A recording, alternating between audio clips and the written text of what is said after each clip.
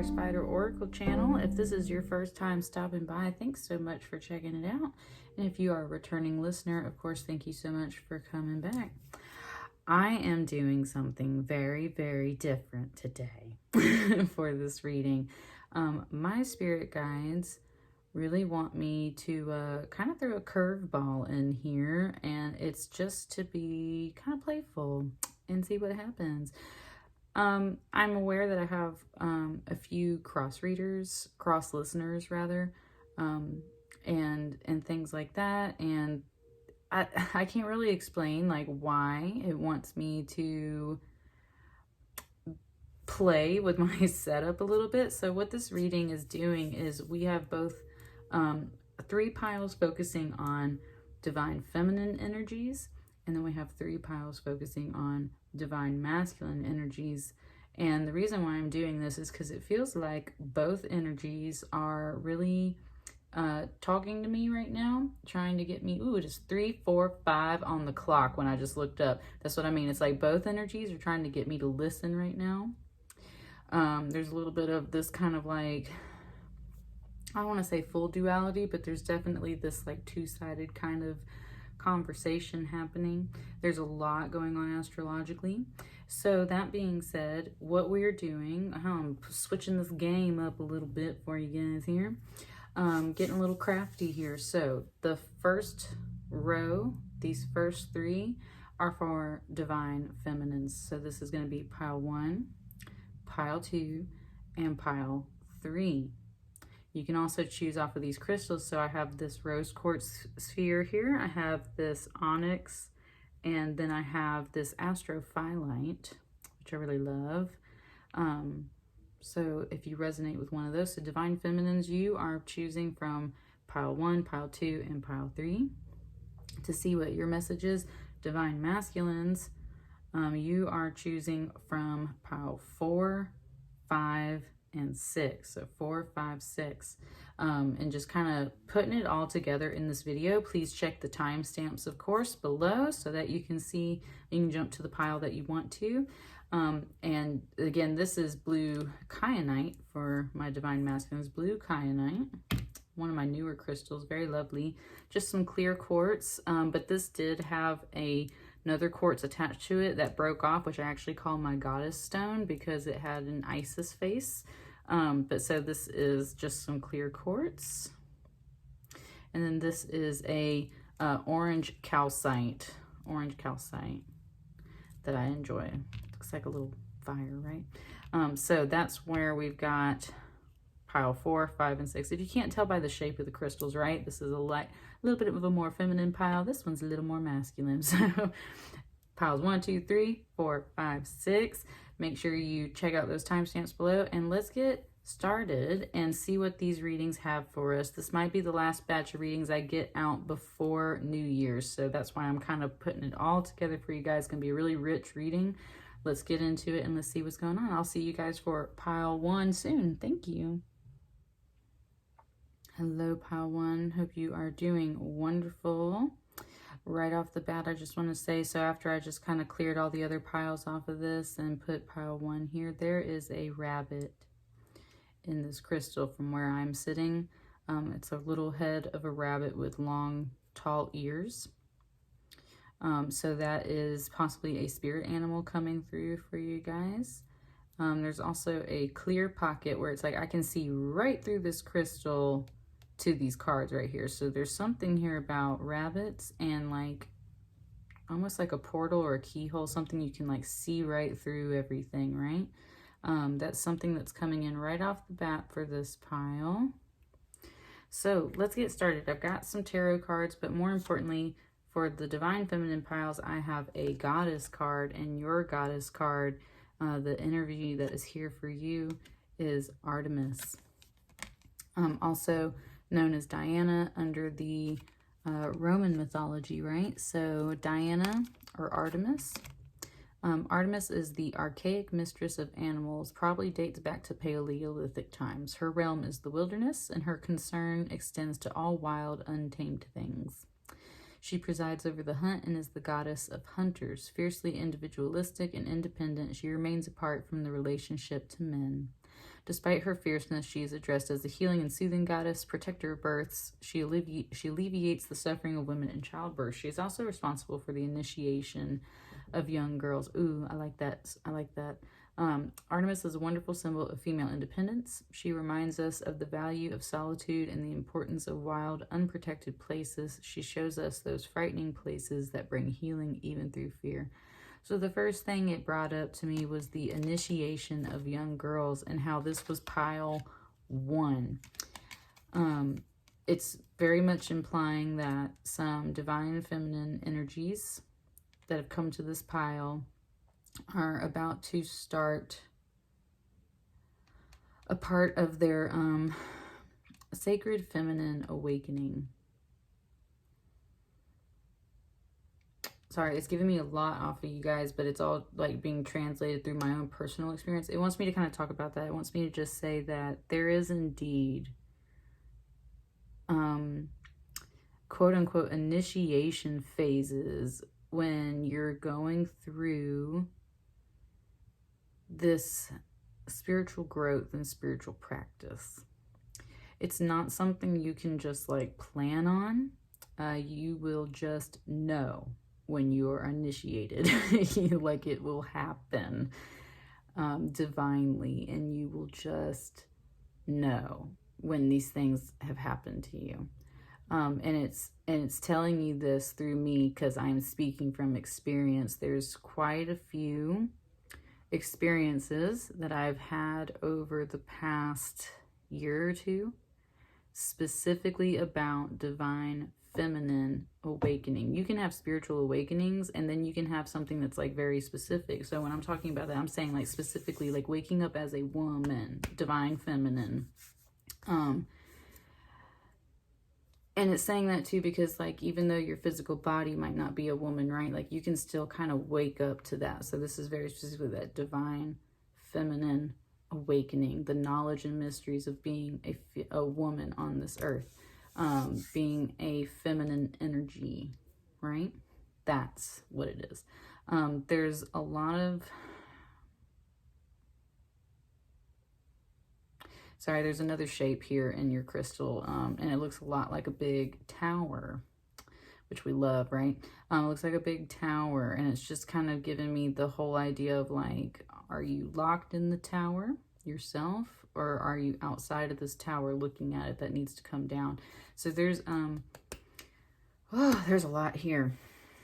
It hasn't quite opened it all up yet, but there's a lot here. Somebody, somehow, some way, is about to start a major leg of their journey, is what it's kind of feeling like. A major leg of their journey.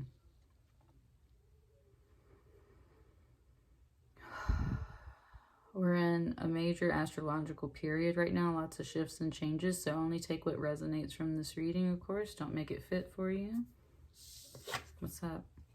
It said you're fearless, though. I always sit with it for a minute.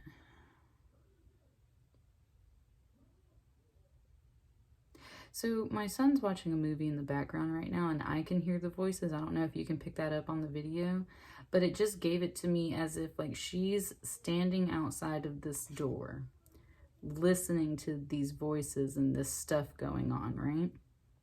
And because it almost sounds like a fight, or maybe she doesn't quite understand what she's heard, what's going on, what is there a conflict or not, right? She's starting to pull out this sword, which is actually a wand, which is her cane, but then it's also disguised as a sword. So there's a little bit here kind of implying... Interesting. Sorry, it was giving me some... it's implying that there is a little bit of that swords energy in here, but that's where it was saying like she's fearless. So it's like she will stand here and listen to this conversation, and she wonders what's going on in there. And the whole thing is she's fearless. She will go rushing in there to break it up if she has to, right? She will also... is a Knight of Wands. There's definitely like the implication of distance here, okay? There's the implication of distance, like she's not yet in that room. She's almost kind of sort of eavesdropping a bit, but it's out of some concern. It's like she's checking up on stuff. She heard something. She's not, maybe it was a scuffle or something. She's not sure what's going on. It could be nothing, but she's prepared to like jump in there and kind of save the day if she has to, right? It just gave me a little bit of like Harry Potter, how like Harry Potter and Hermione and Ron are like always wandering around in the castle, and there's always something interesting to overhear and see, right? But it's not always worth rushing in, and that's where this Knight of Wands energy is kind of fun, being a little protective actually, but keeping its safe distance. And that's where someone told me the other day that we were talking about one of my spirit animals, the fox. And everyone always makes the fox, which in another deck that I have, the fox is the Knight of Wands. And there's definitely a message there about distance and kind of trickster energy. But I love the way this woman described the fox to me from her perspective. It said sly, and it said you hang back and wait to gauge the situation before reacting.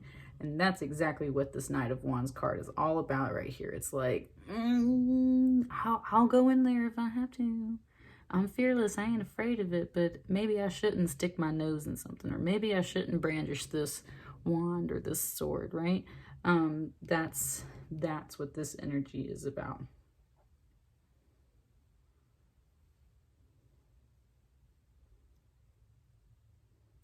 Nice too. It just gave me actually from the Anastasia animated movie Dimitri, like she's almost like equivalent to that guy just because of his clothes and everything, and he's the boy that saves Anastasia from everything that happens when she's a child, because he just is kind of like there, like he works in the palace and he's like keeping an eye out, right? And this whole thing is like he just kind of rushes in and gets her through the wall and saves her. So that's what I mean. It's like kind of this energy of just hanging out over here, paying attention to things going on, overhearing some things, but like not quite sure if it's time to rush in or not. But definitely like evaluating the situation.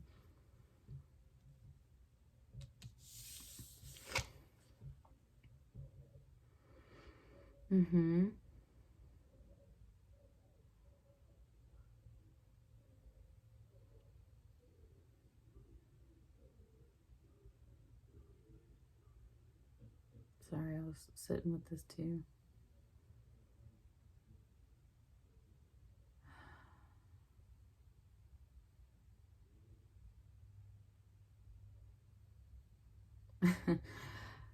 Sorry, pile one. It's very much, I mean, like that, everything that just transpired, all that silence is literally what this card is about. Like, there's just a lot of things to consider. For the first time ever, it's really, really, really bringing me up here to this cup. And I haven't come up here to this top cup yet, which this one is a lot of little jewels and probably some like crystals and rhinestones and things like that. It's definitely gems. Whereas everything else is kind of like, there's several different things, but it was bringing me up here because it was bringing me up to the top, like the highest level. And that's where, that's so funny. It was talking about how short I am. I'm a very short person, and how sometimes I don't see things because I don't look up enough. And there's actually some things like in my environment that I might actually need to like physically look up for, because that's the whole thing. Sorry, there's like kind of a mixed message coming through. It's number one, look up, because that it's like raising your vibration, right? Makes you happy. Look up. But the other part of it though too is just it's talking about like a hierarchy of energy, like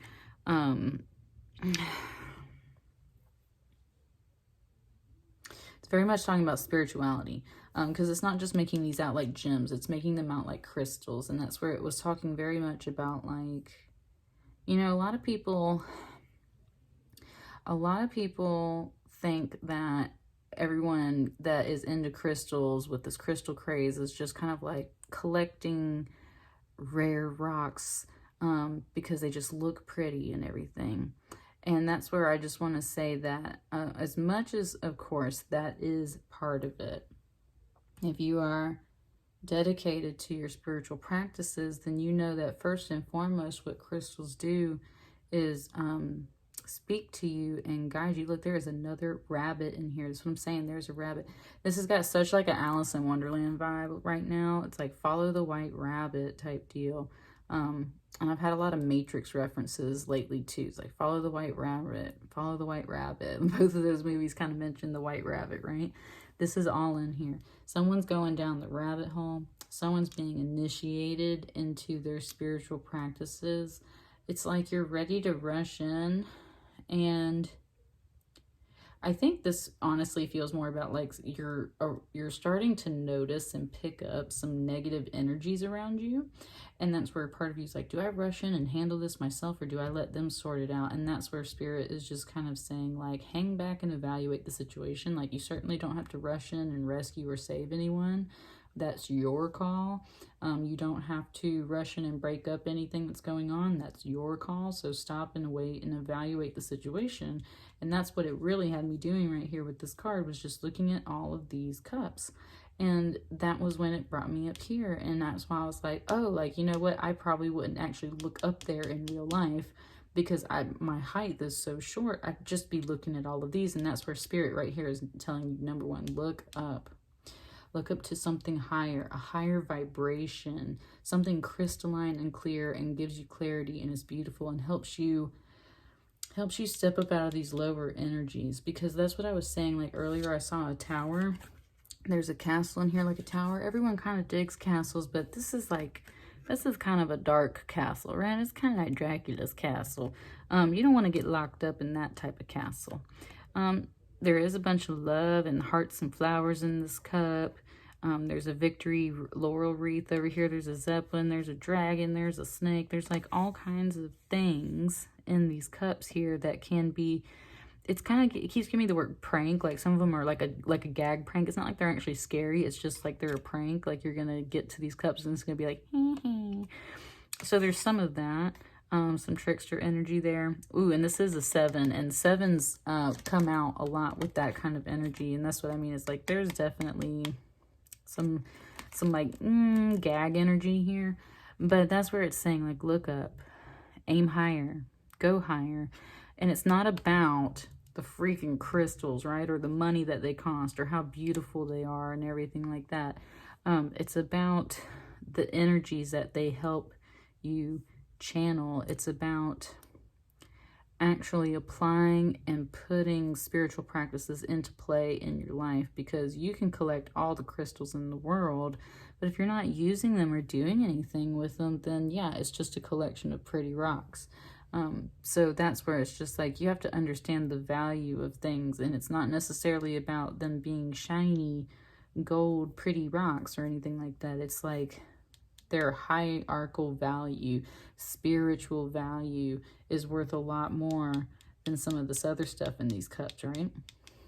So are you putting spirit above all else? Are you putting God above all else, right? That kind of stuff. That's beautiful. That's the kind of message that's coming through. What's this last card here?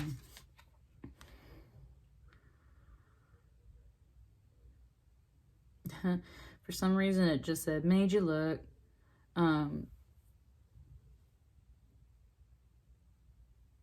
That's weird.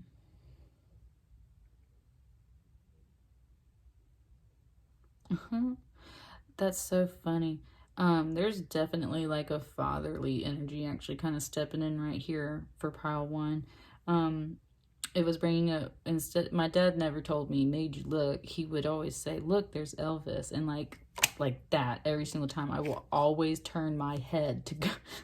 I'm 30 years old, and he literally did it to me like 3 weeks ago. He goes, look, there's Elvis. And like instinct, my head turned around to go look and see if Elvis was standing there. Like Elvis is standing there.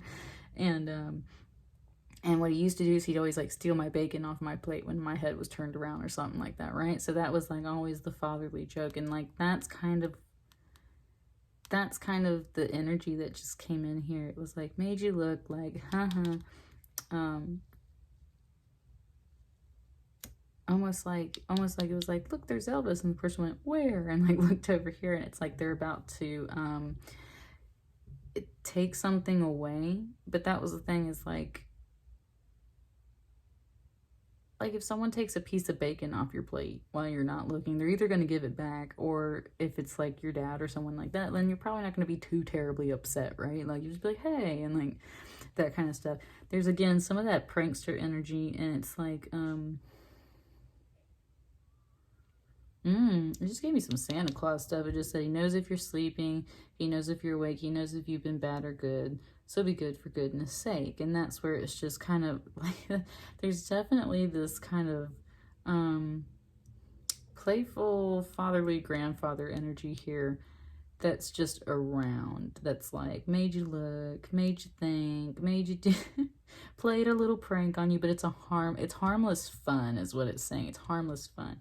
Thank you, Spirit. That's what it's trying. Oh, thank you. Okay, thank you. It brought this message back now. Whoever's watching this pile, you're starting out on your journey. You're working up to being initiated and stuff. And thank you so much, Spirit. It's saying that sometimes you take things so seriously, you're just like waiting for it always to be like a conflict, or you're waiting for it to always be like a trick and everything, like a nasty trick. And sometimes it's honestly just some spirits like having some fun with you is what it's saying.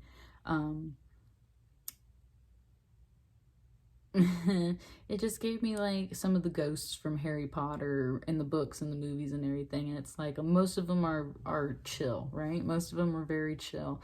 But there's a couple of them that'll play some pranks on you and stuff, and that's where it's just like, that's exactly kind of what this is. However, I do want to say this is a Knight of Pentacles. And that being said, a Knight of Pentacles is somebody that's like, that's earth energy to me. That tells me someone who's very much alive. And if it's not, an actual relative that's coming in and kind of having this energy pull with you, then it's literally someone that passed on that was an earth sign, most likely. Yeah, because of the fact that it's just, this Knight of Pentacles never reads like a true Knight of Pentacles to me compared to most decks. He always reads as something very different, and that's because his pentacle is actually a water canteen. He's actually like in Africa, kind of like a British adventurer that has gone into Africa, right? And that's kind of where, kind of a soldier, kind of a hunter, kind of an adventurer, kind of just gave me a little bit of like Sean Connery, League of Extraordinary Gentlemen type deal.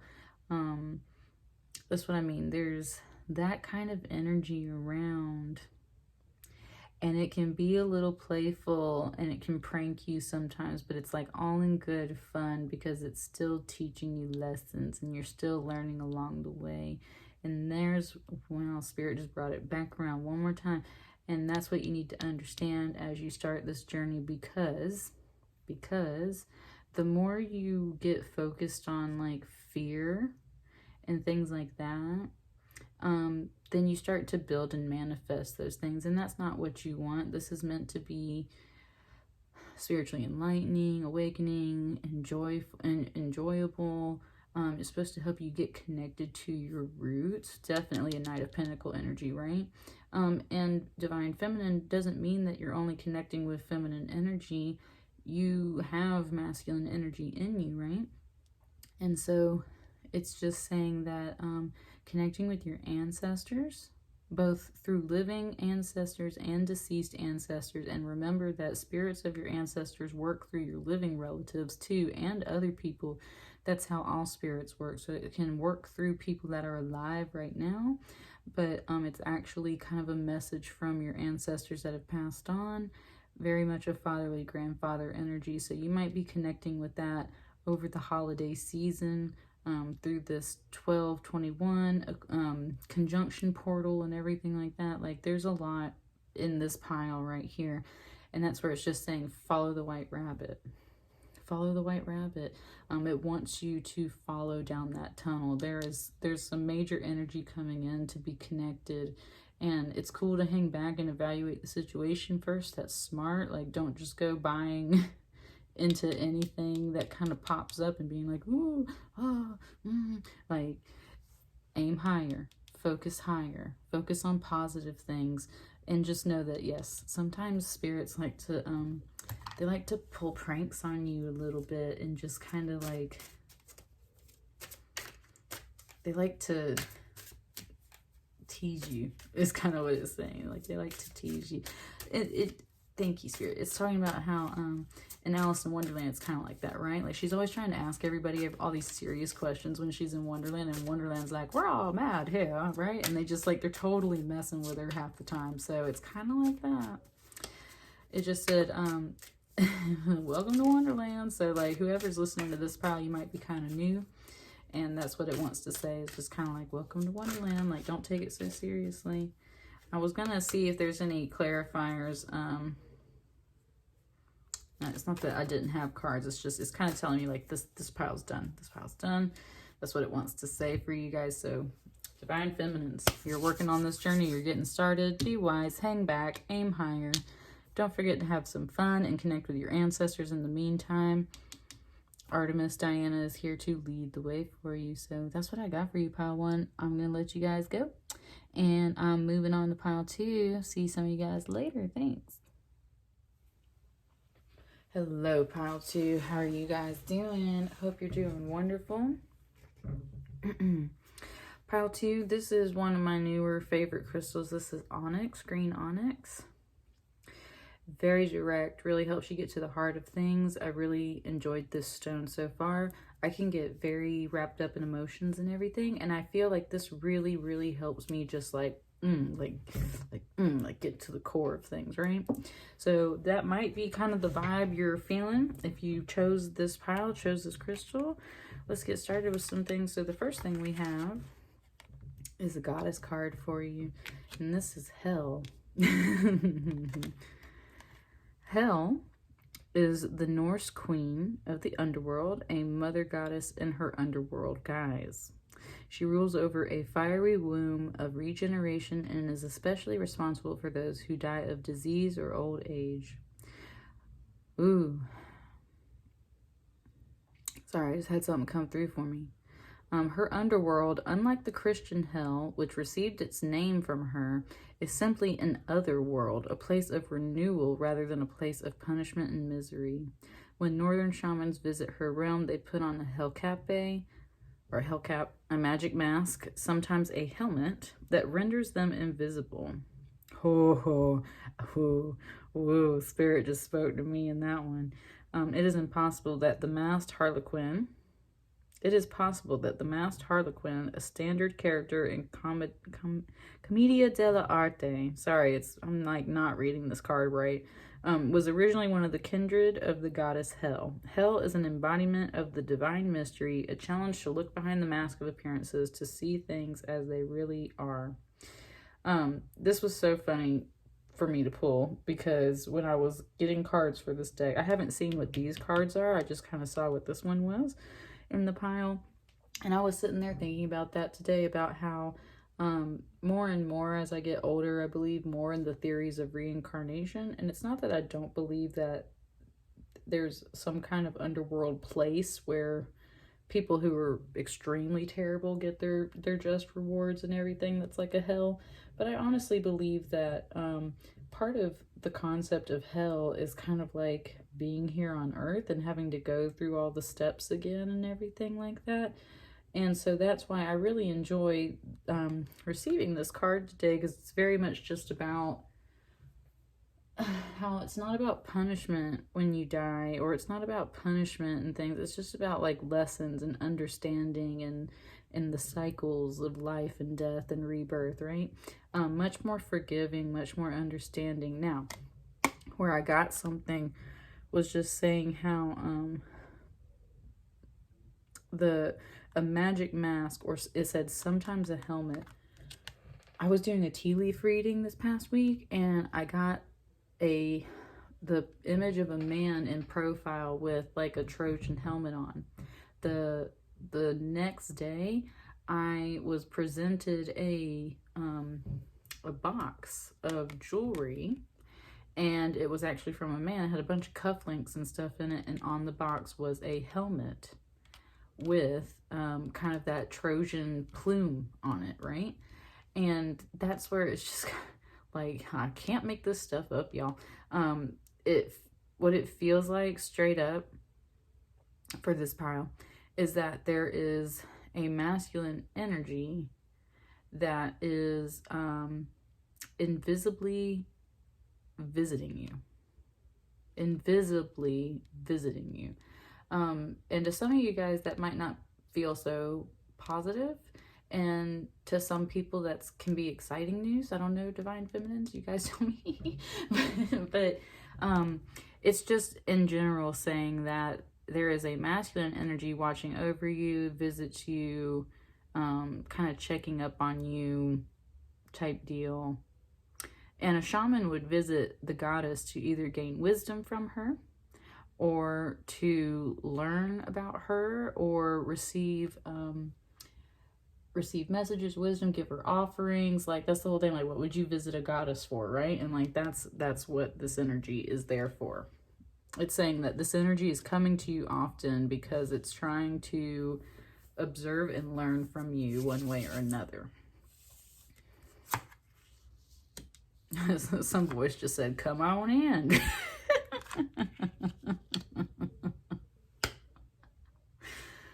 Come on in. How interesting. All right, let's see what's in these cards for you, pile 2.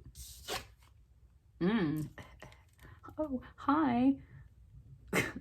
He don't have a helmet on, but that would be a masculine energy, right?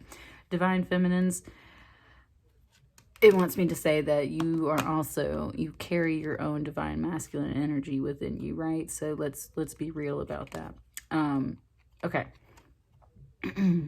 First things first is what it said, and that's kind of what his demeanor is about. First things first, the Emperor sets boundaries. He sets very strong boundaries, and that is the only reason why this man is able to relax.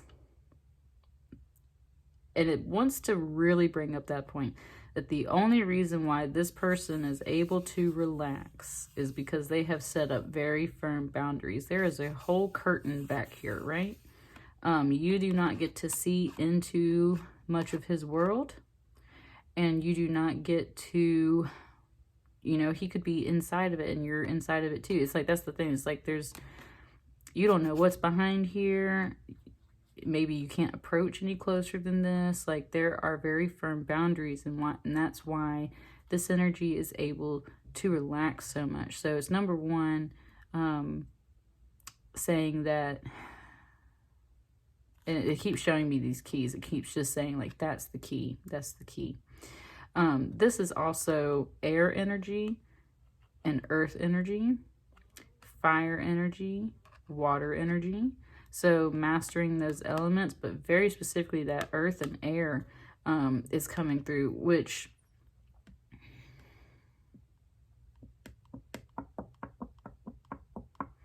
earth energy is the solid, oh yeah, wow, woo, nice. Earth energy is like literal boundaries, like physical boundaries, like things that you put in place here on earth that people cannot get through because it's a boundary. The other one is mental boundaries in your mind and in your communication, not saying certain things, not allowing your mind to go certain ways, and more importantly, not allowing other people to affect you so that you break those barriers, break those boundaries, and let them get into your mind and say things that you don't want to say. And, like, that's what I mean, like, boundaries. Like, there's a huge message there about boundaries.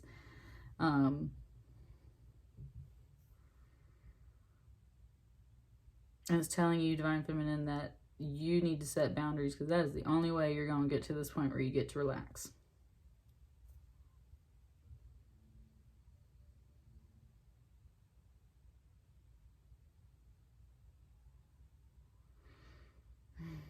Just wanted to sit there and like contemplate and sit with that for a minute. Like, the only way you're going to get to relax is if you set up some boundaries. And it's just, It's saying don't be sorry for it. Like, don't be sorry for it. If you have to set up boundaries, don't be sorry for it. It's also, it always brings me to his hands because they're such like a vampire. Like, he just has very pretty long nails. Like, I really don't know if you can see it on the card, but he's got very long nails. And it's just, you know, like, nice. I did some reading the other day where I was talking about like women dressing up as men and men dressing up as women type deal. And that's what I mean. That's where it's saying like divine feminine, like you got to put on kind of this, woo, that was nice too. Wow, that was nice too. Oh, and it was, God, whew, this pile, y'all. Pile 2. It was saying how as a woman, you might have to put on the disguise as a man to make it in the world, and that becomes your, like, boundary. Yes, because, wow, yeah, because bringing up, like, my boss told me that, my boss told me that I'm getting a lot of pushback, and that it's kind of expected and natural because I'm a woman. And as much as like I'm aware of that, it's still one of those things, like even when another man observes it and sees that happening to you, it kind of blows your mind, right? You're like, am I really getting, like, you think you're just doing your job and putting up with stuff, but when someone else is like, no, people push back on you because you're a woman. Man, that's what I'm saying, the number synchronicities. When I'm looking at my phone, it was 9/11 when I first said that before I got all excited, and now it was just 10:01. Like, numbers are coming through right now. This is your higher calling. But it's also talking about how, like, that's the whole thing. It's like women have to put out a lot of excessive masculine energy to make it in this freaking world right now. I wanted to cuss right then. Because that's the whole thing, is that this world is not built for women at this time. And that's exactly what these great cosmic shifts are about, is the awakening of the divine feminine energy worldwide through the cosmos. Because, the world that we lived in has really been structured as a patriarchy, and that's the whole thing. That's your boundaries. Like, you have to put on your man suit to like make it through here sometimes, right? And that gets really exhausting. Pile 2, I love this freaking pile. It just gave me the Arya Stark energy after she's left the oh God, what is it? The faceless men, you know, the faceless god of death and all that. After she leaves that little society and she learns how to wear people's faces, she goes in as men all the time and kills people, right? Even though she's a little statured girl.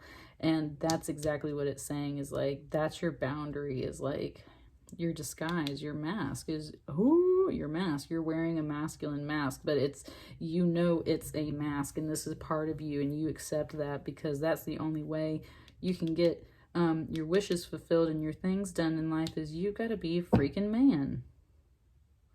Because ain't nobody else out here being a man for you, right? I'm like, that's exactly what this pile is saying, is like, ain't nobody else out here being a man for me. Ain't nobody else giving me the things that I want and need. Ain't nobody else doing the work that I'm doing for me. These are my boundaries, and this is how I've made it in this world. And you know what? I'm freaking okay with that, because, and at the same time, I'm not, right? It's like, you were tired. You were very exhausted. There's a little bit of emotions coming up right here. Like, you are so tired. You are so tired of living your life like a man, because you are this underneath. And it's just like, I'm a freaking goddess, y'all. I'm not this emperor. I'm a goddess, but I function like an emperor in the real world, because that's the only way to get things done and build the 3D reality life that I need and want, so that I can continue growing as a goddess. It just said it's fucking hell.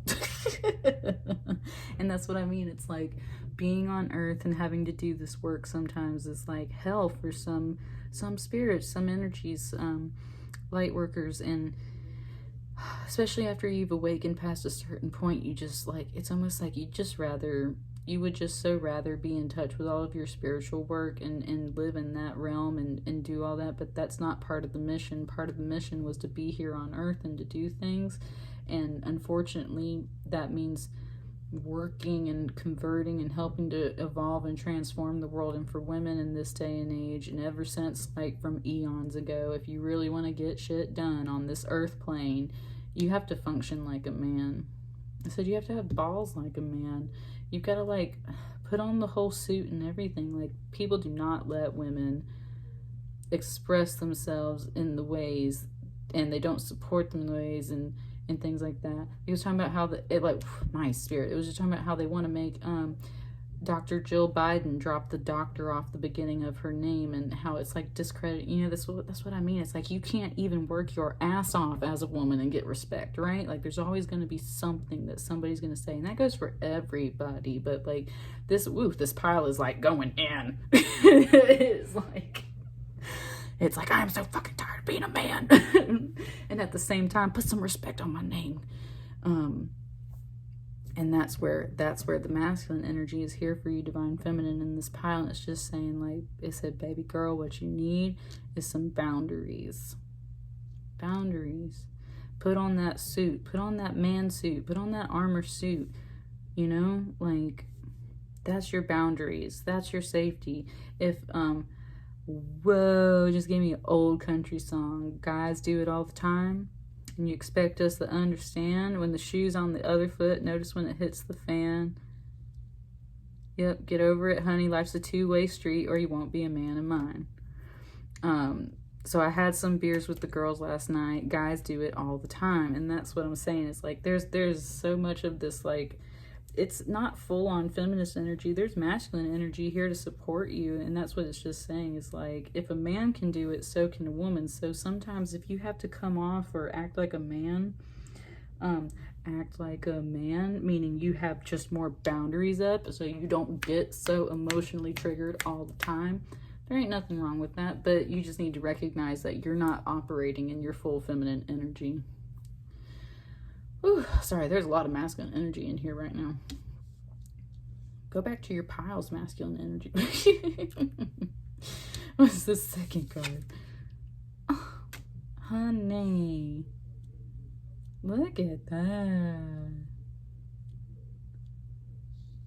Wow. It said, this is how it's supposed to be. It said, this is how it's supposed to be. This is the Empress. This is the Empress. She's pregnant in this most Empress cards. She's technically pregnant. And that just, it represents her abundance and her ability to give birth to life and manifest things. Like, look at the magic in her hand. Look at her. She's literally ready to explode with magic. She's ready to pop. And that's the whole thing. Look, there's the Emperor and the Empress, and they go side by side. They go hand in hand. And this is what both the divine feminine and divine masculine energy is right now pointing out to you. So divine feminine's, it's first and foremost saying, like, this is your true energy, right? The Empress. And that's why you can feel so emotional and stuff sometimes, is because what it's saying to me right now is, like, there's a lot of times where you're spiritually pregnant. And what spiritually pregnant means is, like, there's ideas coming forth, right? Your intuition and your inner knowing is talking to you, and you can feel things coming to life. But for women, that energy, it literally takes a lot longer, because, like, even if we're not physically pregnant, it's like our energy naturally operates like that. It's like it takes time to grow these things and birth them out. And in the masculine energy is much more like deep, like just checking things off of a list, and it's got boundaries. No, you're not going to mess up my day. I did this. I was really productive. Comes home, honey, how was your day? Oh, I relaxed. I took care of myself. I took care of the children and stuff like that. It's like, it's not so much about the standard gender roles as much as it is like energy. How does the energy flow? She takes time. She has to nurture herself so that she can nurture everything else. Because why? Because she's growing major ideas that need feeding and supporting. And whether this is talking about like a real baby, or this is talking about just energy and ideas and manifestations, it's like, you've got to feed this woman. You've got to protect this woman. If this woman don't feel good, if this woman is underfed and undernourished in any kind of way, then she is not operating at her healthiest, which means that whatever she births, whether it's a person, an idea, or whatever, it's not going to come to its full potential. You've got to supply the Empress with everything that she needs. And that's kind, it's like, you see all these curtains here? It's like she's chilling behind the curtain, and that's how it's supposed to be. It's like the masculine energy is that outer shell. And it's like, no, you deal with me first, because the true magic is, it just said the air. What she is birthing, what the feminine energy is birthing, and what this simply means too is like, if we're talking about one person within themselves. Oh, that was such a beautiful message. And these are major arcana. This is a really big message for you guys, pile 2. Whatever you are growing and nurturing on the inside of you absolutely needs protection, because it's not ready yet. Right? You don't expose a baby that's still growing until it's time. Like, and sometimes things happen, you know, but like for the most part, it's like you shelter that baby until it is time for it to be born. Whether it's a real baby or your baby like an idea, right? You don't just go around announcing it all, letting everyone touch it and talk about it, and right, like we know that that's one of those things. Like, you don't do that. You keep it sheltered and protected, not because you don't want to share it, but because it needs time to grow alone, away from other people's influences and energies.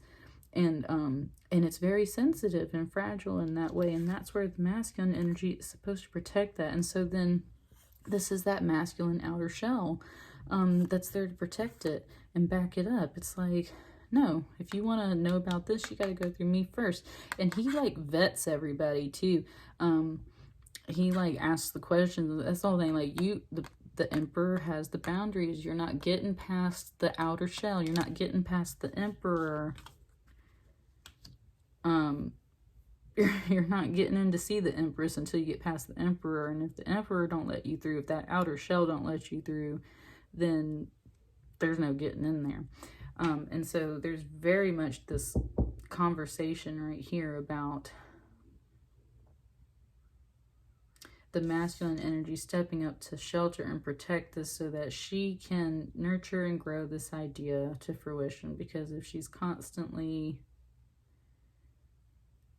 if for some reason it said if she's constantly under attack, she can't grow this. I don't know why that was there, why it said that for you guys, but it did point out this clock. And this, it pointed out this clock, and it pointed out this dandelion. So it's like there's a wish that's been made about divine timing. The clock says 10:10. If I look at the hands, 10:10. So completion, that's what I mean. It's like it's time for completion. It's time for this idea to be born. However, you don't get in here until this is done, right? Set some boundaries, or the things that you were trying to nurture and grow inside are not going to be born. And it wants me to, it wants me to just say, like, if you're a divine feminine that's actually pregnant at this time, please don't take that. Please don't take that in any specific way, right? It's like, this is very much talking about like spiritual pregnancy, manifestations and things like that. It said, don't worry, you're blessed. Don't worry, you're blessed. Okay. What's this last card?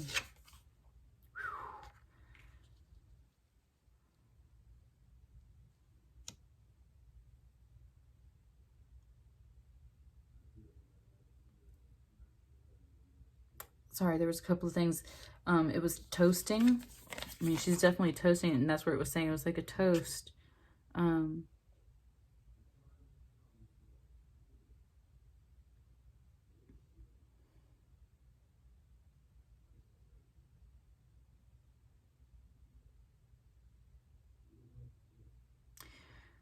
Oh, yeah, it just totally went to Queen of Cups energy, that's for sure. This Queen of Cups energy is so tapped in. And I actually had a client of mine from my Reiki session yesterday tell me that. And that's one thing, it was, that's one thing that came through for me personally yesterday, is like, there's a lot of times where divine feminines are really unsure of what all is brewing inside of them, what all's going on, like, what is this fascinating power that I have, right? And things like that. It's like, there's so many times where it's like we really don't understand what is happening within us or around us, like why spirit guides us in the ways that we are and why we make the choices that we make to manifest into regular reality, right? And that's where it's very nice to hear from your clients and from other people when you do this kind of work that you are in fact tapping into something that resonates with them, that they feel is really channeling spirit, and it just makes you feel like you're doing what you actually need to do. And that's exactly what this Queen of Cups energy is all about. Like, she's silent and she listens to that intuition. And I had this kind of the other day. It's like, you know, but you don't know, right? That's so Queen of Cups. It's like look, she's flying above the clouds. She's over the clouds. She has an aerial view of everything below. Does that mean she can see what's happening, everything below? No, absolutely not. Major things she can see. Tiny little minuscule things, no. She doesn't know what that is. And that's where it's kind of like knowing without knowing, seeing without seeing. She's flying above the clouds. She's got that aerial view, but she can't always see everything. There is still some mystery, and that's part of the adventure. And that's where this Carmen Sandiego energy comes in. And it's like, where is Carmen Sandiego?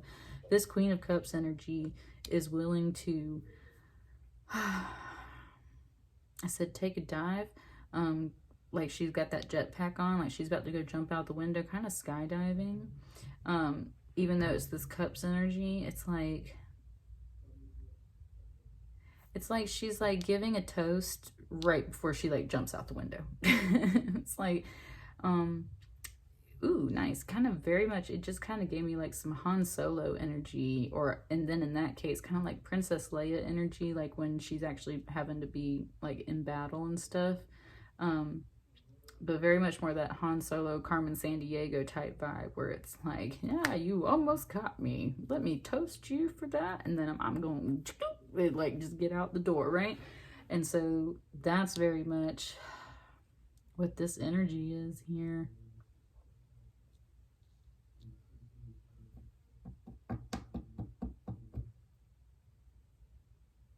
It says she's just listening to spirit. Her spirit, God, like, kind of like, I said, whatever you want to call it, right? Like, whatever you want to call it is what she's listening to. And the whole thing is she knows she's right. She doesn't know how she's right, but she knows that she's right. And that's the most important thing to her.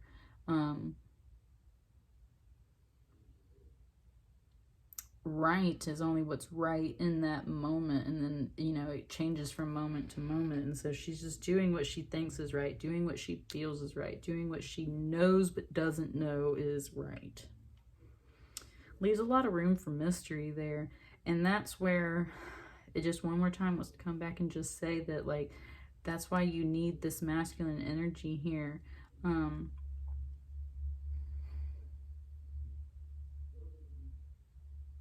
It's just very much talking about like the tag team energy between this, of how like the masculine energy serves as like that wall and that block so that other people can't get in to mess with this more sensitive energy.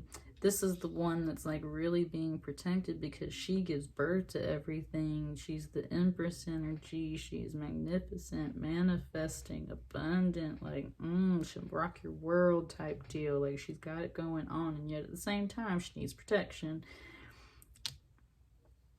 She's a little more bold. Queen of Cups is a little more like, I know what I'm doing, psych. Like, I don't know what I'm doing, but I totally know what I'm doing, right?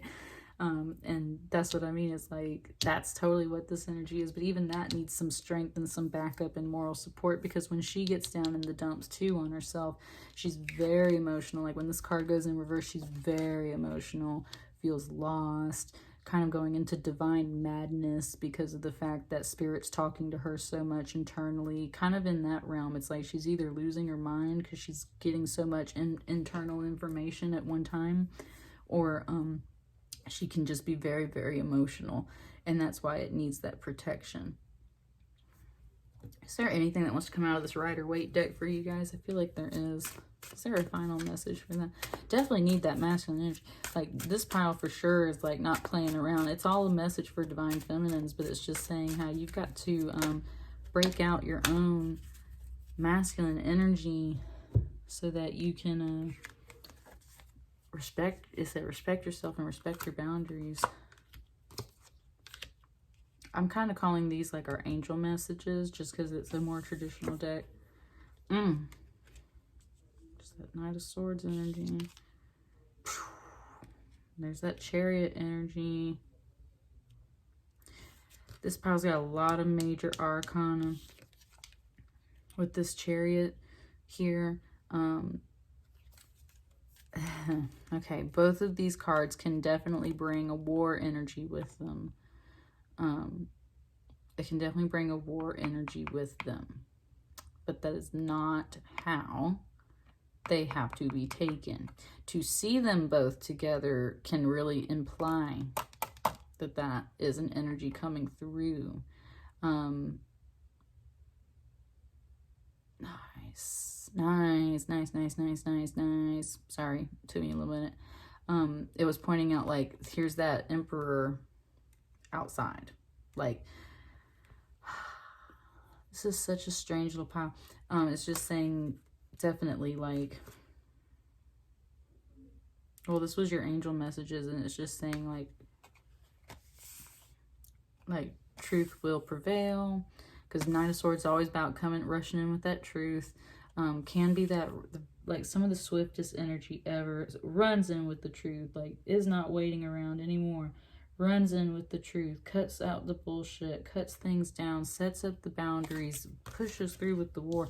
Got this one backing up, like, yes, go. Protect that, like, it's sturdy, it's good, it's go. And this can be rash decisions, and it can be fast energy, and it can be too heavy and too rough when it comes to, like, war energies. But if you take it in the right higher energy perspective, then it is very positive forward movement, very victorious, successful forward movement. If you handle it in this boundary way, this just strong masculine way, not a ruthless way, not a warmongering way, just very strong, calm, seated, complacent, sturdy masculine energy that is just here to protect the already strong but just needs some support feminine energy. Like, it's just good to go. It said heaven on earth. Like, that's kind of what it was. That's just what it was saying, is like,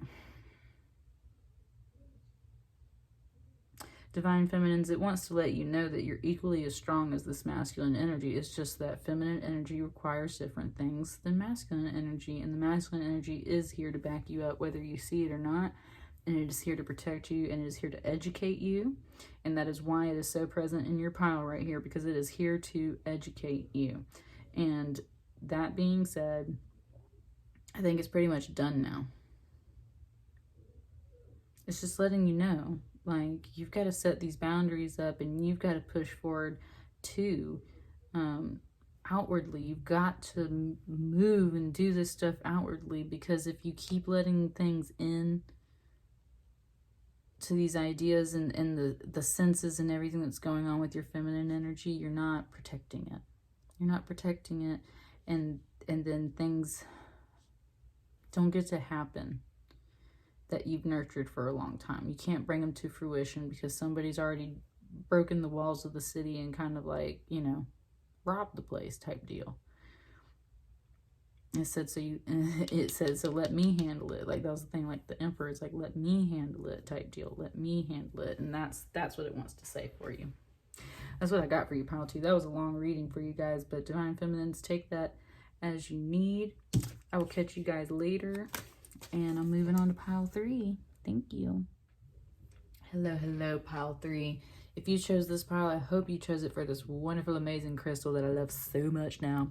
It's fairly new for me, but I have been digging it. It's astrophyllite, and I don't know if you're going to be able to see it all, but there's little flecks of gold in here, and there's one.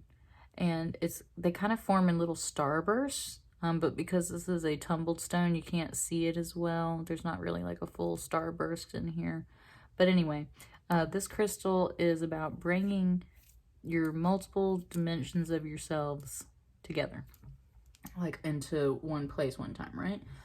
It wants me to start talking about timelines, how timelines, timeline shifts are essentially past, present, and future possibilities, choices of your life, and then the timelines that follow afterwards. And sometimes we can get very caught up thinking about the past and worrying about the future, and therefore we create like all these different timelines that could possibly exist for us, and that spreads out your energy, and it's like you have to come back to right now, right? So it's like cut off all these extra timelines and come back to now. And that's what this stone really helps you do. So it brings all your multiple selves back to one place. And that being said, this is the goddess card that came out with your pile, and this is Fortuna. She's got the cards here, and for the first time when I looked at this card today, I noticed the outline of the face here that becomes her cloak. It's like she's literally wearing... It said like she's literally wearing someone's skin. Oh, nice. Well, it's just implying that it's very much like a card reader, kind of like me right here, or someone else that you might know who does these things. It's like this goddess is functioning through other people, through their skin. She's wearing their skin. So there's a message here coming through about this goddess working through other people around you, and it is kind of mentioning these cards. So it could definitely be someone else. I'm not going to just say that that's me, right? So someone else, or someone that's very interested in like the occult and these other things, right? The Roman goddess Fortuna was the same as an earlier Italian goddess who presided over the earth's abundance and controlled the destiny of all human beings. Her name, derived from Fortuna, she who turns the year about, came to symbolize the capriciousness of life and luck, the vagaries of fate as the wheel of life turns around. Her festival was celebrated in October. Fortuna gives us a way to approach the ups and downs of life, a perspective that can offer us some equanimity as we proceed on our journey.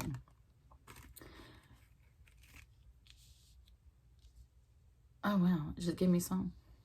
I was saying this is all about luck and life, and that's when it gave me the song Love and Lust from Kendrick Lamar.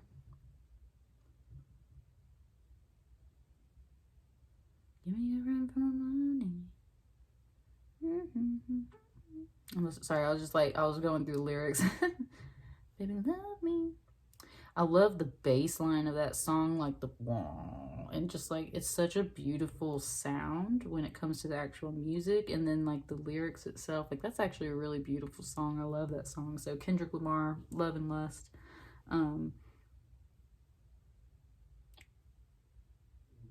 Pretty sure that's what that song is called, or maybe it's just Lust. I don't know. Love and Lust.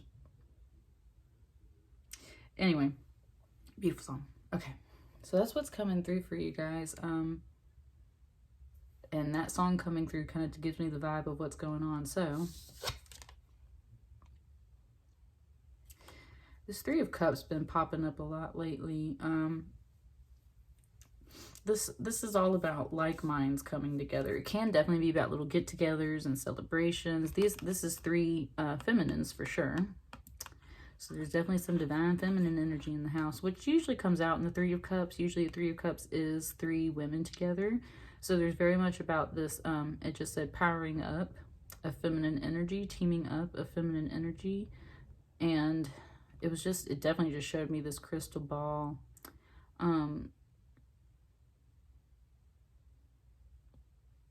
It was pointing out how like all women in some ways are naturally gifted with some intuition and a little bit of gift of like insight and foresight.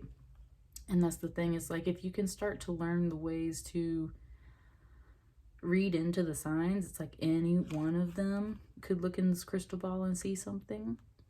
And so that's why especially readers will always tell you, like, take what resonates out of a reading. Don't just like believe everything that someone says to you in a reading, because we're picking up on energies, and the thoughts that you feed into those readings and energies is immediately like what, you know, starts kind of building.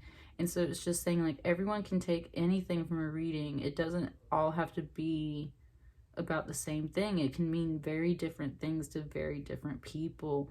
And that's where it's like the minds coming together, though, they can discuss those things, and great minds think alike. And so as much as there's value in all the similarities, there's value in the differences of these readings as well. So you got to take that into account.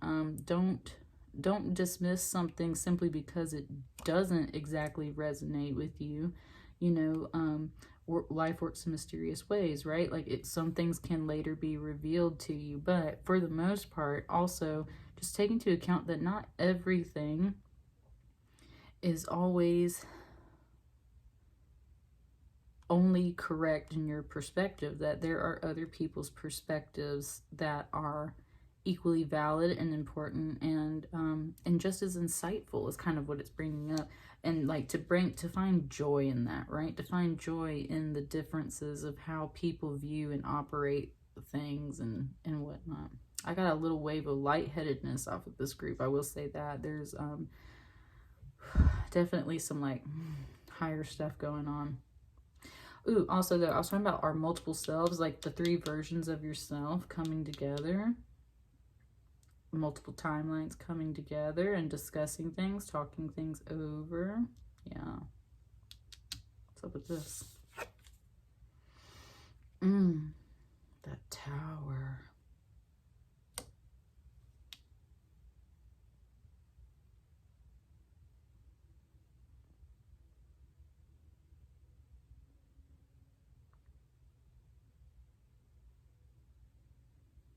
Nice. With this Tower card, something really interesting just came through, and it brought me almost every single movie that I could possibly think of that has a tall tree or tower-like structure, and either when it comes down or it's being saved and everything like that. And it's literally talking about the structure of the tower as a symbol. And that's where it was just saying, like, how do you interpret this Tower card? Because most people, when they flip out the Tower card, go, oh shit. All right. And it really, really depends on which storyline you're looking from, which timeline are you operating from, which point of view are you taking? Are you inside the tower or outside of the tower? Is it a bad tower? Is it a good tower? Is it worth saving? Is it not worth saving? Like, what does the tower represent to you? Because what it brought to me was like Home Tree out of the Avatar movies, when Home Tree gets destroyed. And that's, of course, very, very, very sad. And that's a really sad tower that falls. It gave me the Lord of the Rings, when the big towers at the end fall. That's a bad tower. That thing needs to fall. It gave me like Rapunzel, Sleeping Beauty. Like literally, it gave me like Dr. Seuss, Horton Hears a Who, and how the kid has to run all the way up to the top of the tower and like blow the horn just so Horton can hear him before they get killed and everything, right? Like that's what I mean. There's so many towers, and some are important and are beautiful and are meant to be there, and some of them are not. And it really depends on who you are and what your perspective is on this tower to determine, like, is this a sad destruction right here? Is this needing to happen? What does this tower represent? And then how does that, and how do you feed into that? And that's what it was saying, is like when someone flips a Tower card out on you, like, how do you automatically respond? Because if your automatic response to the Tower card is fear, well, you're kind of channeling that and you're playing into that timeline, right? So you need to kind of disconnect from that and just wait for the tower to reveal itself. This tower could be a good tower. And even if it's a tower that's still coming down, a structure, a belief system that's still coming down, it can still be beautiful and good, even if you don't understand it, right? And that's where this particular tower card is really beautiful, because it's just like, whew, it just said, oh, nice. It just said bittersweet. It just gave me like Bittersweet Symphony from the Verve. Oh, well, I'm gonna wait. The letter V has been coming up a lot. It even came up in here. Her original name was Bortuma. There's the letter V has been coming up a lot.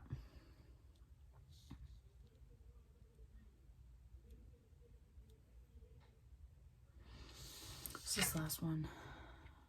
This Page of Wands. I like how she's like, I don't know if you can see it, like the way she's looking out at the side of her eye, it's like she's watching this tower fall down. And it's like she's kind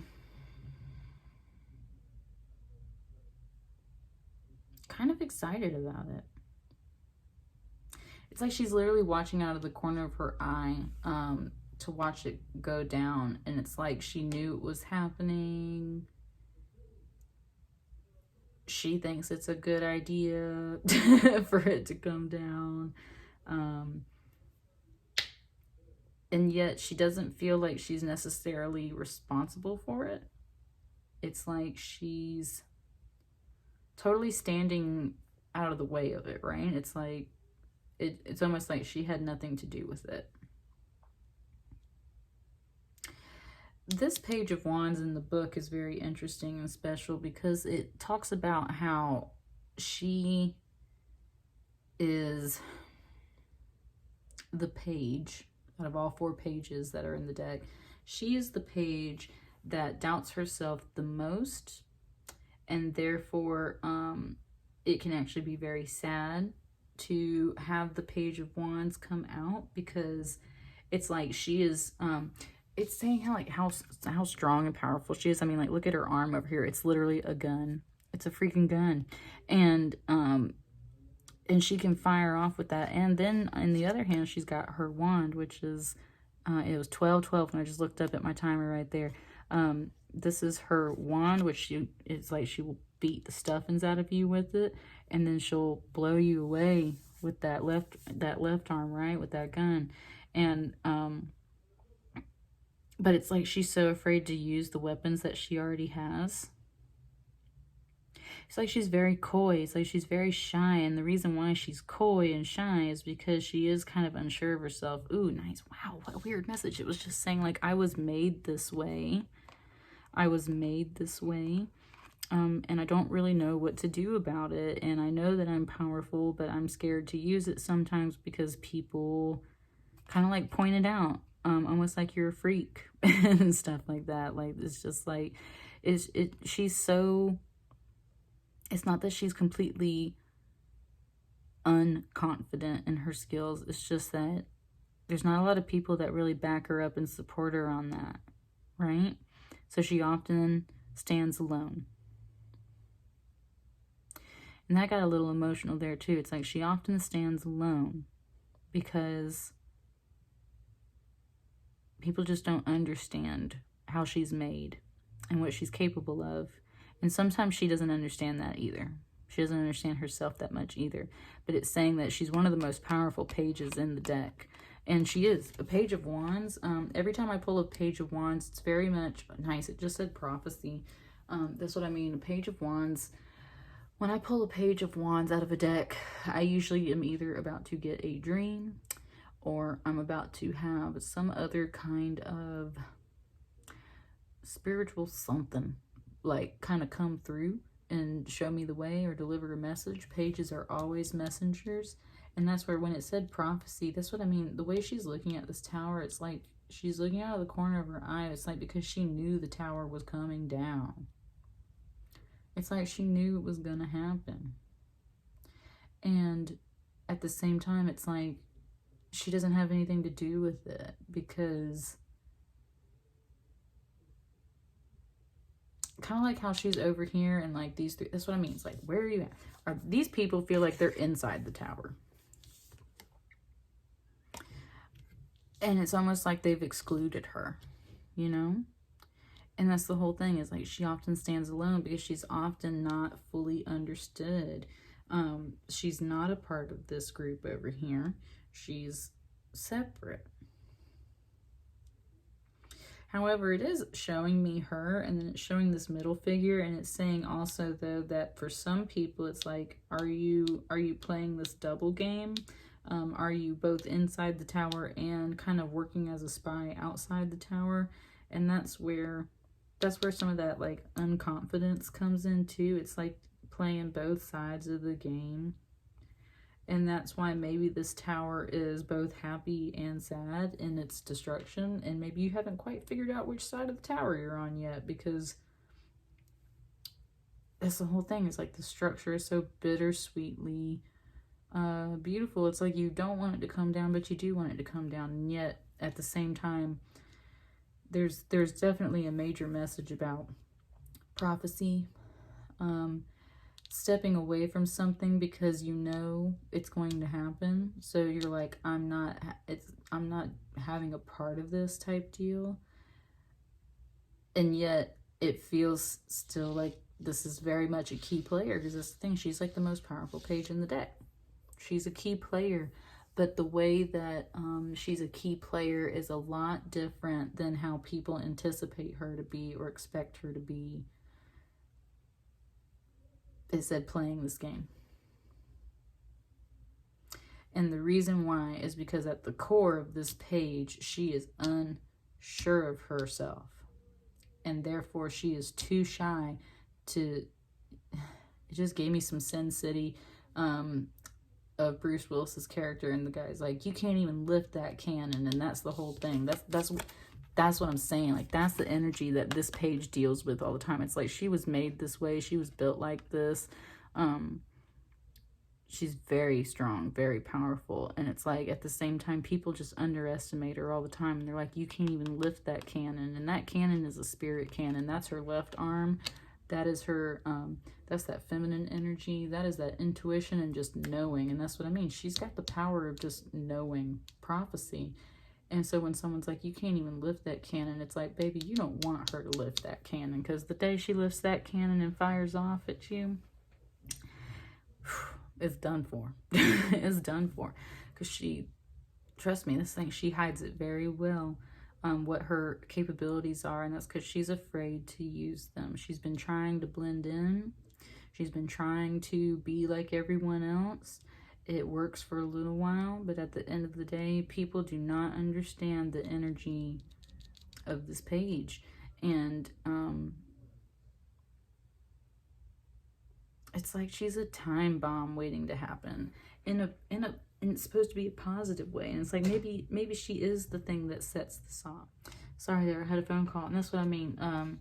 It's just like, no one knows what her role truly is, because she doesn't know what her role truly is, because she is very afraid of her own power, because she doesn't understand how she was made. It just gave me the Bible verse about like being fearfully and wonderfully made. And that's the whole thing, is like, she knows that she was fearfully and wonderfully made, and she does know that she has great power in her, and sometimes it scares her, especially the power of prophecy and like fortune and knowing things and stuff like that. And that's the whole thing. It's like, it wants to wrap this up. She knew from the beginning this tower was coming down. She knew. She knew. She knew the whole time. And she tried, maybe she tried to mingle with people and talk it over and try and save it. Maybe she stepped away and tried to just let it all come down on its own. Either way, it's like she's tried to play, it's like she's tried to be both active and inactive in how this whole thing comes down. And it doesn't matter what she does, at the end of the day, it's coming down. One way or another. And that's the scary part. She doesn't know what to do with that power. It's like, I know this is going to happen. What the hell do I do about it? Right? Do I save it or do I step away? If I step away, is that saving it? Or if I stay, is that ruining it? Like there's a lot there. And that's where this goddess Fortuna is just coming through. Like, it's all in the cards. Read it. You know, what do you want to manifest? What you think? And this person's working through other people around you. You know, that energy is working through other people around you. There we go. I had one clarifying card. Yep. Sorry, it fell all the way under my desk. I had to bend down and reach it. You're blocked. You're not going to see what this tower is right now, and that has everything to do with the way that I just said. It's like, take it how it resonates. What does this tower represent for you? What do these cards represent for you? Think about it. Don't just take it as I'm reading it. Maybe that's blocking you. Like, think about it. Or maybe you know you're blocked and it doesn't matter which way you go, if you're solo or with people, if you're in the tower, out of the tower, trying to save the tower, trying to destroy the tower, like no matter what, it's like this is it's just that bittersweet symphony. Bittersweet symphony. It's like you are blocked. You don't know what to do, and that's why you've got the blindfold on and you're just letting justice handle it, because you just know the tower's going to fall either way. So why step in? Justice is going to handle it. Let it all come down the way it's supposed to, right? Whew. Divine Feminine, that is a major message right there. Just let it come down the way it's supposed to. Because to me, in this reading, it really doesn't matter what you do. No matter which way it goes, the tower's coming down. So channel the energy in the most positive way that works for you would definitely be the best advice out of here. And that's where it's like, come back to this come back, bring all yourselves together and come back to this now moment. Don't worry about all the what ifs. What if? No. Come back right here. You're blocked.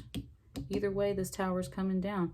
So maybe go do something else for a while, because sitting around stressing about this is not helping you, is what the vibe's really coming out as. And that's what I got for you there, pile 3. Moving on now. I will see you guys later. Thanks so much for tuning in. Bye. Hello, pile 4. This is my first divine masculine pile out of this reading. So we are checking in with divine masculine energies. If you chose this pile, you might have chose it for this blue kyanite. This is a new crystal that I just got. I have black kyanite that I've used in my videos all the time, so this is just blue. It does serve a calmer purpose, like more soothing and things like that. Very clearing in that way. Very beautiful. Love this crystal. So I'm actually going to lay it sideways for you guys up here. Let's get to begin. So I don't know what these 3 cards are, but I actually pulled this from my animal spirit knowledge cards, and I always channel it for masculine energies. However, this pile got a very feminine energy coming through, and this is Mother Mary being represented here, or very much the Virgin, Madonna and Child. So this is butterfly symbolism. It's about transformation, joy, lightness, and rebirth. Always about metamorphosis, of course, transformation. The metamorphosis of caterpillar to butterfly embodies the principle of physical and spiritual transformation, and the butterfly lighting upon a flower is the very essence of joy, beauty, and freedom. The butterfly has been symbolic of the soul, which is early Christianity, conjugal bliss, which is in China, and change and joy, which is Native American beliefs. In early Minoan and Mycenaean cultures, the butterfly goddess was a key emblem symbolizing new life after death. In this painting, the woman's face emerging from the chrysalis-like womb suggests transformation and rebirth. The upper face of the butterfly body resembles a Christian Madonna, which reinforces the idea of spiritual birth and new life. So there's definitely a Madonna and Child theme coming through. Butterflies and butterfly symbolism might be something that you have been picking up on lately. And this is, again, this is a reading for divine masculine energy. So this feels like a feminine energy coming in to talk to divine masculines. Very much that mother goddess energy, right? So, what's up? Ooh, wow. How interesting. I flipped this card over and it said, I'm coming to get you. And with this Knight of Swords energy, it's very much what it's about. A Knight of Swords, it was telling me, my mother was studying tarot, and I learned from her and some of the courses that she was taking when she decided that she wanted to learn tarot. And the woman that she was learning from said that the knight always comes to collect. Like the page of a deck is a messenger, and the knight is the one that comes after the page, and therefore, so it's like the page went out into town and spread the word to the people, and the knight's the one that comes through and actually collects what the message was, right? So if the page is like, we're coming, you know, everyone will be around soon to collect your taxes. The knight's the one that comes and collects the taxes. So that's the whole thing. And they mean business, and especially a Knight of Swords. They're there for the truth. They're there for the victory. They are there to swiftly and quickly get you the hell out of there, like wherever you are. And that's the whole thing. It was saying, I'm coming to get you. And this, and such a mom energy coming through right here. So divine masculine, you might be, yeah. And like, as I said that, I got a pain in my right chest, like, almost like if there was another heart on that side, right? Like that would be the masculine heart. And that's what I mean. It's like the masculine has been very much calling out for some feminine energy to either help them out or nurture them, get them going. And it said, I'm coming to get you. And it's just very much giving me the vibe of like when a mom has a young man, a young son, who's old enough to go out and be on his own, and she lets him go off and be out on his own, but then something goes wrong. And that's the whole thing, is like, if he calls her and says, Mom, I need help, she's like, I'm coming to get you, right? That's totally what this energy was about. I'm coming to get you. Just coming to collect you. Divine feminine energy is coming to pick you up and collect you. And that's what these like Zeppelins back here are about too. And that's the whole thing, is like, and it's a airlift, right? Like it's literally coming to get you the hell out of whatever you're in. Wow. Ooh, I've never had that reading off of this. Even though this is a very snowy landscape, it just gave me like straight up World War II, like Holocaust bunkers and stuff like that. Like this was like almost like this was a concentration camp, and she just touched down in there to come rescue you, right? And like airlift you out of there, because there's no other way out. It's like a Holocaust camp, a concentration camp, just nothing but work, work, work, starving, starving, cold, cold, like just like, there's a lot of that energy coming through, and it's like, I'm coming to get you. Ooh, that's lovely. And what's so funny is that in most decks, the Knight of Swords is not a woman, it's a man. So that's the whole thing, is that in this deck, it's specifically coming out as a woman. And even then my left leg just like jumped at me. That's what I mean. It's like women can be knights too, buddy. Is what it's just saying. Like women can be knights too. And that's the whole thing, is you have to recognize that it said it's a lot of sweet energy that comes in very quick, very strong, very fast. It's not the kind of sweet energy that's like all rainbows and pink flowers and kisses. It's the kind of love energy that's like just like, I'll be there for you when you need me to. Like I will swoop in and come get you when you need me to, right? Very strong feminine energy coming in for this pile, divine masculines. What's this? The Hermit. Nice Virgo energy card. That's what I mean. Divine masculines, it's like you've very much been on your own. Very much been on your own. It said all alone. It's like this is a giant junk heap. Wow. And I've been having London, like literally references to London in the past 48 hours, and there's Big Ben in the background. So like, that's what I'm saying. My divine masculine energy has been like going off trying to talk to me for the past like 24 hours, like hardcore. And it was funny because before that it was like back off, and now it's like I'm here. So it's so weird lately. So much astrological stuff going on. It's been very confusing lately, and I think that's the other thing. Is like that's where masculines have been for sure. They're very much independent, searching within themselves for the truth. And that's exactly what this Hermit guy is about. It's like he's been through every single nook, cranny, screw, gear. He's tried to figure out how everything works. He's pulled things apart. He's put things back together. He's discarded the things that don't work. He's kept the cool little things that light the way and keep him going. He's very much rooted in his own truth, and yet very much alone. And that's the thing, it's like being guided by your own truth, but being very much on your own and alone. And that's where it's like, It's saying like you survived. It's like you survived, but it was so hard. And it's actually talking to me in more of that emotional way. Even though it's still very stoic and holding it together, it's just saying like that's why you've been in hermit mode, because it's been a very emotional process that you didn't want to bring to light to a lot of people, but in reality it's felt like you've had to tear apart and throw out so much, and it's like you've been stuck in a concentration camp, just working. It's like you haven't seen, wow,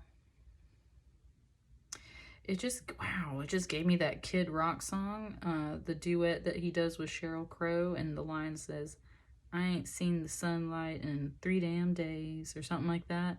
And that's what it means. It's like, and that song's all about, wow, it said, I found your picture today. I swear I changed my ways. I can't remember all the lines, but I keep dun, dun, dun, dun, to come on home. And it's a love song. It's a duet. I can't remember the name of that song. It used to be very popular, but yeah, it's a Kid Rock song and Sheryl Crow song together. And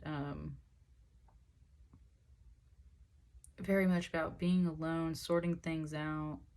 But there's a really lovely feminine energy that's like just so ready to swoop in and come and get you out of the hard stuff, right?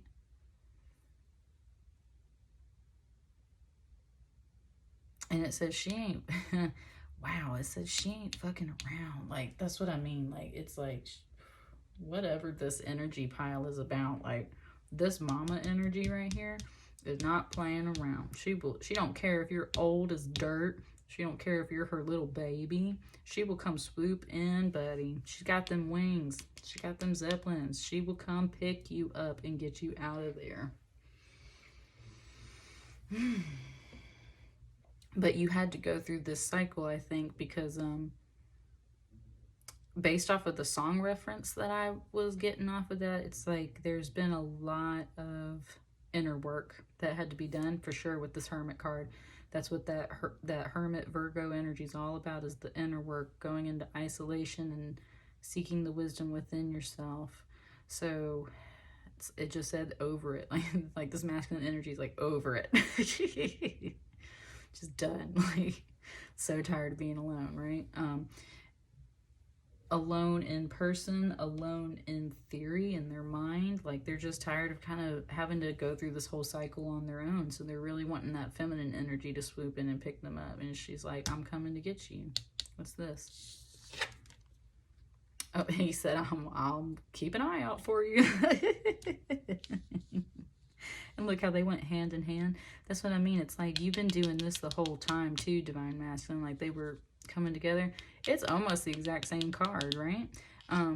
It's just like, it's like this guy stood here for so long waiting that he took apart the lamps and he reconfigured everything and then turned into this old man, right? It's like withering away. And that's what this whole pile feels like. It's like you feel like you've been withering away, turning into an old man, waiting on these ships to come in. Are they coming in? I feel so alone. I feel like I've been on this journey all alone.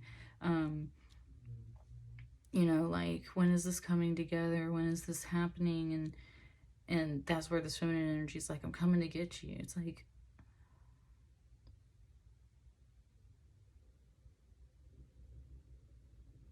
it's kind of saying like, all you had to do was like say my name, right?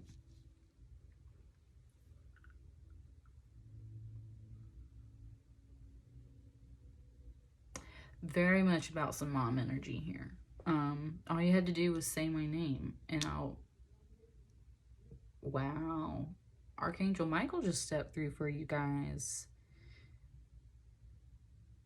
To a degree. Yeah. It was, yeah.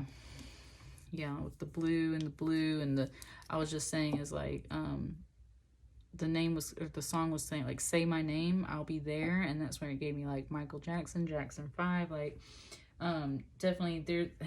That's what I'm saying, is like, ooh, pow 4. Oh, this is Archangel Michael. And that's what it's saying. Oh, wow, I love that. Even though that's definitely usually attributed to masculine energy, it wants to point out that angels are technically androgynous, and therefore angels can work through all people, including women. And if there was a female form of Archangel Michael, like, this would be the one, is what it's saying. Very strong Archangel Michael energy. And that's what it's saying. It's like, all you had to do was call out for me, Archangel Michael, Mom, you know, Mother Mary, Christ figure, whoever your deities and angels and spirits are. That's what it's saying. Is like, that's all you had to do was call out for me, and I will come in and swoop in and save you. I will be there for you.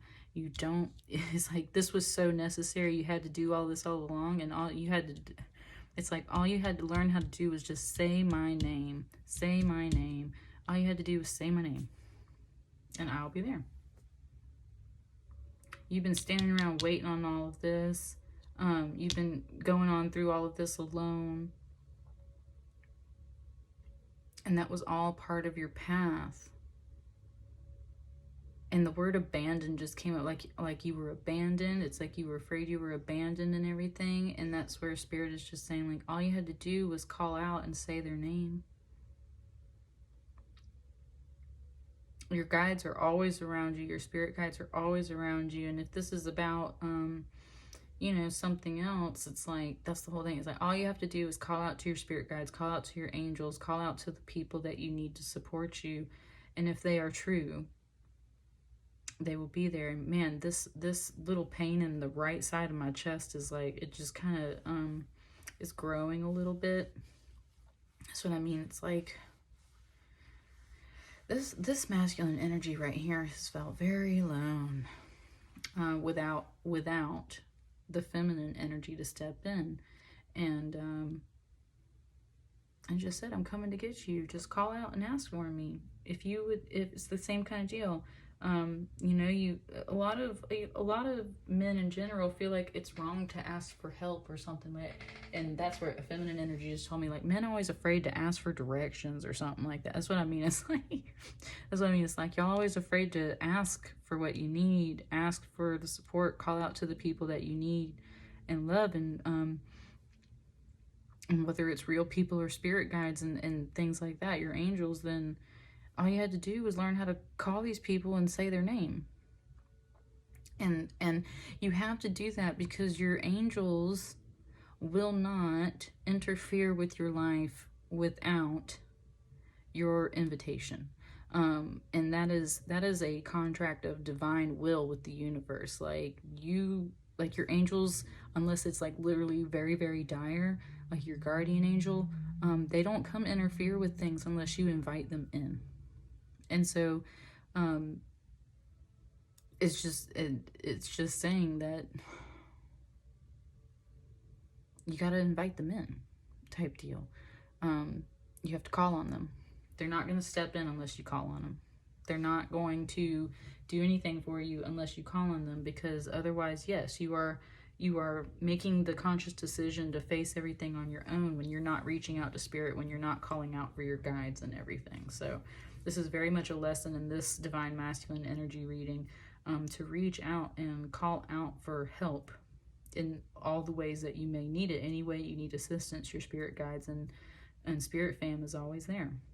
And they will for sure drop out of the sky and swoop in and save you and lead the way. Is there anything that wants to come out of this deck for you guys? Let's give it 3 shuffles. 1, 2.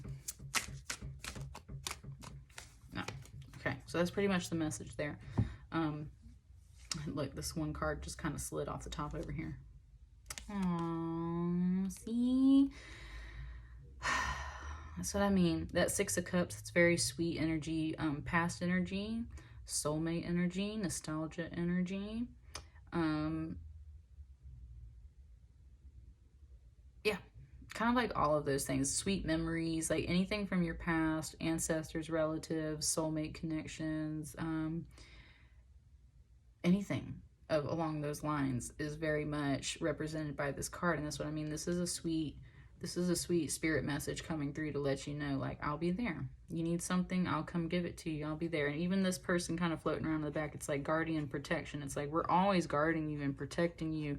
But unless you need something and you ask for it, then we're just going to kind of go about our business, okay?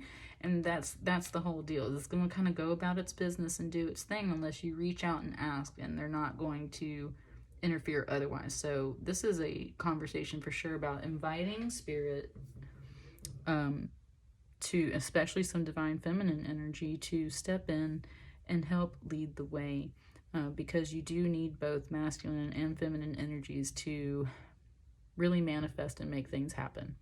And that's what I got for this pile 4. So let me know if you have any questions. And it was 1919 when I looked up at the clock there. And that's a pretty good number. That's the sun card. So that's a good number to send you guys out on. And I will talk to you guys later. Thank you. Hello, pile 5. How are you guys doing? Hope you're doing wonderful. So this is for divine masculine energy. This one's got the clear quartz. Definitely for some clarity, right? Feeling good, feeling great. Let's get this out. So your spirit animal oracle card that came out for you guys for this pile was the crocodile. There's some really nice symbolism in here. And I love how he's got like a fan over here, just like fanning himself, right? Crocodiles symbolize opportunity, risk, fertility, and life. Alligators and crocodiles are creatures of the water, particularly fecund swampland, which suggests both fertility and the feminine principle of life and birth. They have often been associated with dragons, which appear in myths and legends as wily guardians of treasures and keepers of wisdom. Stories that have revolved around encounters with these reptiles have often involved a new opportunity, one that always carries significant risks. As with many mythological reptiles, the crocodile is in this painting appears wise, menacing, and somewhat indolent. There has been a ton of dragon symbolism around lately, at least in my little world. And it wants me to, for some reason, mention St. George and the dragon. And it's just saying how, yes, dragons indeed are symbols of usually a great risk, but something that often offers great reward if successful. And that's why it can be hard to face certain circumstances in life, and they can therefore symbolically kind of be imagined as facing a dragon, because you either gonna die or you're gonna be successful, right? And to say that you've killed that opportunity, you slayed that dragon, you killed that dragon, like that's a big feat. So some of you guys are definitely working on some like opportunities that involve some risk here. Some things about dragons. And there is something that was a little sliver off of my other crystal over here, and that might be important, so I just happened to notice that. Okay, what's that? Yeah, look, there's that shiny offer, the Ace of Pentacles, brand new, fresh beginning, and it is definitely in shiny gold, right? And look, there's even a light over it and everything. This is that opportunity. This is the initiation, beginning, the promise of a reward. This is that shiny promise of reward that's very, very solid. Definitely that new opportunity that they're talking about. So let's see if there is any risk kind of coming out of this. This reminds me so much of like an old pocket watch for some reason. It just kind of mentioned something about like family business, like heirlooms being passed down and things like that. And that's what I mean. It's like there's a shiny promise of something, and it could be completely fresh for some of you guys, but for some of you guys, it feels like walking in someone's footsteps a bit, receiving something from an ancestor, kind of like a hand-me-down, something being passed down to you that like really inspires you to go in a new direction.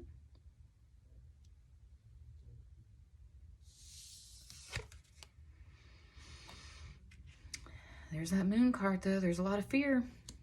That's what I mean. But it's not so much fear as it is uncertainty. There's just so much uncertainty. You're not really sure.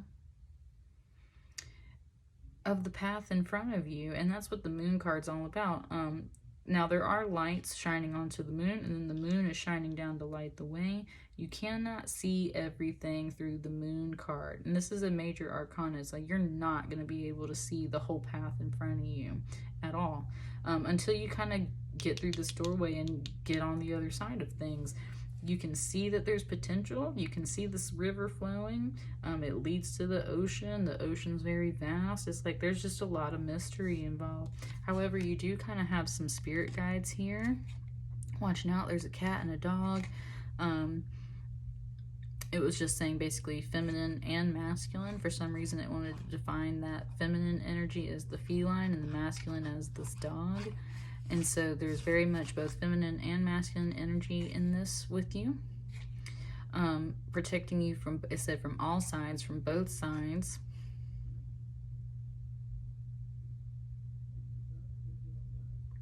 It kind of gave me the concept of the Sphinx, though, too. Like, there's riddles to be answered before you make it through this gateway, and then you can't even see what's after that. Like, there's a lot of twists and turns up ahead, and that's the whole thing, is you're just really unsure of how you're going to move forward with this.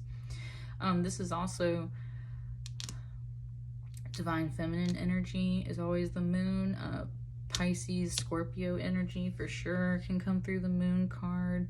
Very emotional, watery energy comes through the moon card. So this is definitely got you all up in your fears. Ooh, nice. It wants me to bring up an observation I made in a meditation a couple of weeks ago, and it was about, I was sitting in front of this candle with a crystal, and the way the light was shining, you know how if you close one of your eyes, and then you switch them between the two eyes that you have closed, you realize that you actually are seeing from two very different angles with your eyes, but then when you have them both open, they put everything into that 3D perspective. And it was saying, it was showing me how like the feminine side will always see the darkness and the shadows and the fears first. And then if you switch to the more masculine side of the view, and this was just in my meditation, I figured this out. In the masculine view, they're always going to see the opportunity in the sun and the potential first. And that's the natural balance of masculine and feminine energy. Masculine energy is often characterized as the sun, as light, as illumination, as all of that stuff. So it's very optimistic and positive and like ready to go, right? Feminine energy is always described as the night, as moon, as darkness, and they are more fearful, right? And it's not that women are automatically fearful or feminine energy is automatically fearful. It's just very much more in tune with the what ifs and the darkness and the shadows and things like that. So the feminine energy, the feelings and the fears and emotions is always going to sense all that dark stuff first. And the masculine energy is the one that can see this this shiny promise, and it's like, I'm going after that. And so it's like you kind of, it's like you can see both things right now, but this feminine energy is weighing pretty hard with this moon card. It's just, you can definitely, you're really not sure how to move forward, but this has been presented to you and you're like, what's this?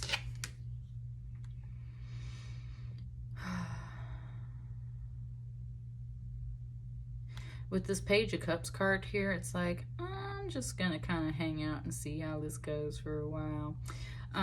Very chill, very nonchalant, just kind of like not dressed for the beach, not really with anybody, right? Like totally not. It said feeling out of place. It's like, okay, nice. It was saying how you feel kind of out of place where you're at right now, and you also feel slightly out of place about proceeding after this. And that's why you're kind of like slightly in this clown suit. It's like you kind of sort of feel like a clown. And it's like in your emotions, you're kind of sort of feeling like a little bit of a clown because you're just like, God, I really don't know what the hell I'm doing. I don't know what I'm doing over here. I don't know what I'm doing over there. I don't know what what am I supposed to do? And that's the whole thing, is like, it's just chilling here. Like it's drinking a drink. It's sipping some wine. It's not technically like being lazy, it's just not being very active, right? Definitely trying to sort out some of the internal stuff first. Kind of a bit macabre. Kind of morose. And like the ship is heading towards the moon, and that's where it's like in the back of your mind, you're kind of like, I really think I should go for this, but it's like, I'm gonna like hang on and wait a minute. Let's see how the tide turns. That's kind of what it's saying. Like, let's see how the tide turns. I'm gonna kind of sit here for a minute, but in the back of your mind, it is like you're ready to go. And that's where it feels much more like that masculine energy, just like, yep, let's do it. Let's go for it. We're gonna sail right past this and go get that. And nice. I like how it just pointed out, it was saying how this masculine energy is cutting through all this feminine energy, and it kind of said it in a good way. Like sometimes the feminine energy gets so fearful, and I can kind of hear this thing. It's like, babe, I got it. I got it. I got it. Don't worry about it. Like, I got it. Like I got it. Like that's kind of like what this energy is about. And it's like, you have to remember that you have feminine energy in you as well. If you're a masculine watching this, and it's just kind of like, that's what I mean. It's like internally you're like, I don't know. And that masculine energy is coming through like, we got this, we got it, don't worry about it. Like, I got this, I'm gonna make it happen. We're just gonna right past all this like uncertainty and fear, because I can see this shiny promise all the way over here, and we're just gonna get over here. And that's where it's like the masculine energy is almost like, we're just gonna sail right past this dragon and go get the stuff. And the feminine energy the whole time is like, but what about this dragon? And so it's like, wow, nice. That's where the masculine energy just said like, well, if you don't wake up the dragon, then it's not a big deal. And so that's what I mean. There's a little bit of that kind of trickstery energy. And that's where the risk comes in, right? It's like, well, if you don't wake up the dragon, then we don't have to deal with the dragon. But the feminine energy is like always worried about that. So it's worried about the risk, and the masculine's like, don't worry about the risk. You know, like if it wakes up and it's there for us to face, then we'll face the dragon. We'll face the risk. But if not, then let's just jet set over here and get started with this, right? This shiny new opportunity feels kind of like a business venture for some of you guys. Possibly like a new house or something like that. And that's what I mean. Like the masculine energy is just like, I got this. Like, don't worry about this. If this comes up, we'll deal with it. But right now I got this, and let's go over here. That's a really positive message coming through. And this is a number 5 pile too. And this is that clear quartz. So there's a lot of clarity coming through here too. And this little clarifier card wants to come out. Actually, there's 2 of them.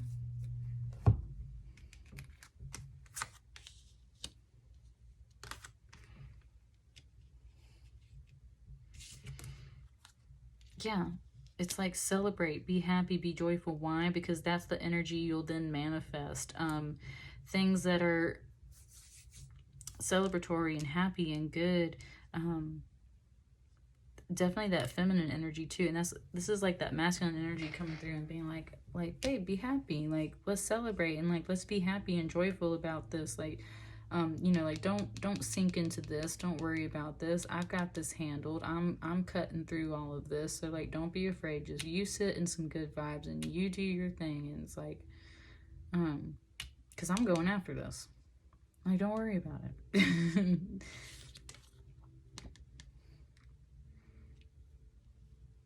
And then this is where wow, nice. And that's where the feminine energy is actually coming in to remind you, like, don't take on the whole burden of something if it's not your place to, because it can get really heavy, right?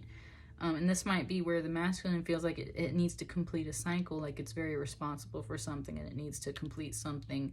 If not, then the feminine energy is like, but you know, that's a lot of work for you to do. Like, that's a lot for you to do. I've seen these 2 cards come up, and it's like, let's be happy, let's be playful, let's not think about that. And the feminine energy is actually being very realistic and being like, yeah, but wait, like, this is a lot for you to deal with, you know? Like, that's a lot. Are you sure you want to do that? Are you sure you want to pick that up and carry all of that around? Do you want to do it all by yourself? Because I don't think that's very wise.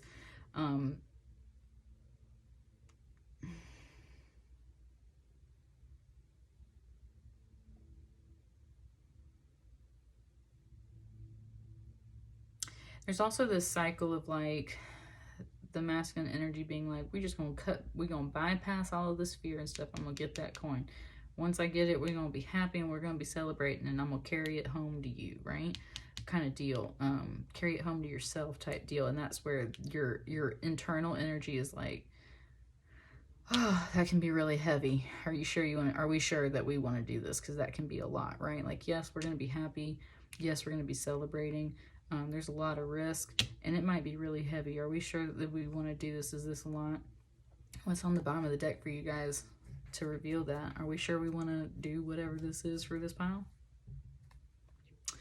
That Wheel of Fortune can go either way, right? But usually definitely a positive card. So I would say go for it. The Wheel of Fortune is on your side type deal. Divine timing, very much timing up with all these circles. That's what I mean. There's a lot of circles here. Lots of Wheel of Fortunes, lots of little pentacles and moons and things. Very circular energy coming through. It definitely just feels like it's time to, I said, get a move on and make a change type deal. So I think it is time to take a risk, pile 5. And that's what I got for the Divine Masculines in this pile. Let me know how that resonates for you. I'm moving on to final pile, pile 6. I will catch you guys later. Thank you. Hello, pile 6. You're my last pile. Out of all my readings, last pile as well for Divine Masculine Energy. If you chose this pile, then you probably chose it for this lovely little orange calcite, and it's not little at all. That's what it just wanted to say to me. It's got a little bit of dirt on it, and some like dust and little specks, and it's kind of hard to clean, but it wanted me to kind of point that out because I've actually had this crystal. It's one of the crystals I've had in my collection for the longest bit of time. And it might have a little bit of dirt and dust on it, but it's very effective. It's very seasoned. And that's one thing it's saying is that, like, it's a very seasoned crystal. Like, there's a lot of good power in here. And even right now, it's making, like, my legs kind of warm and stuff just to hold it.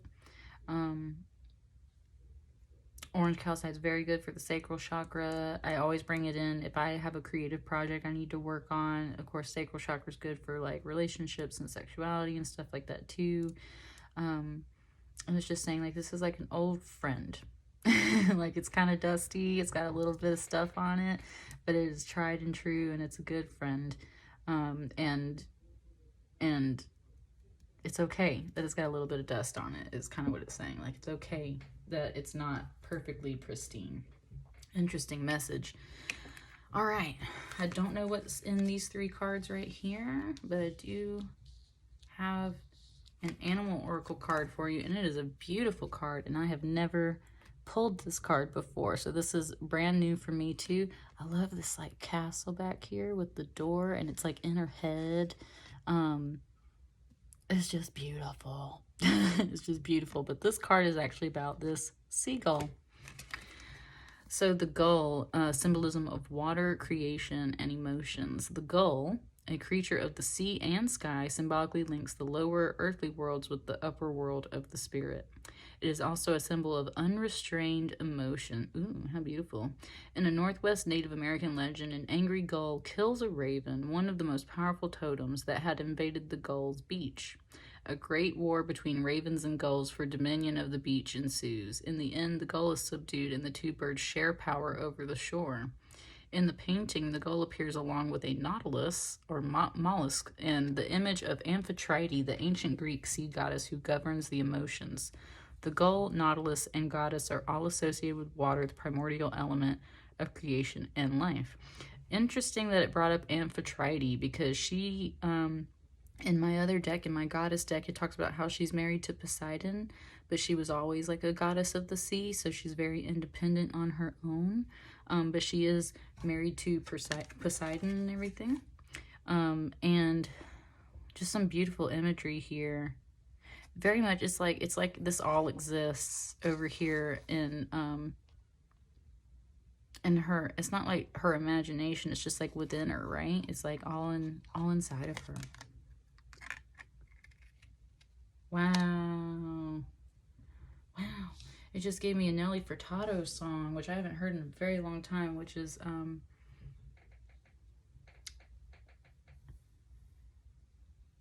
it's what's that song? Turn Off the Lights. But in the bridge it says wow.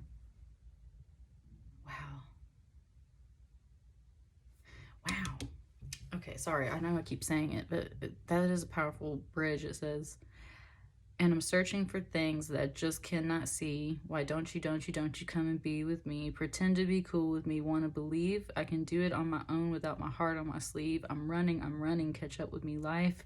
Where is the love that I'm looking to find? It's all in me. Can't you see? Why can't you see? It's all in me.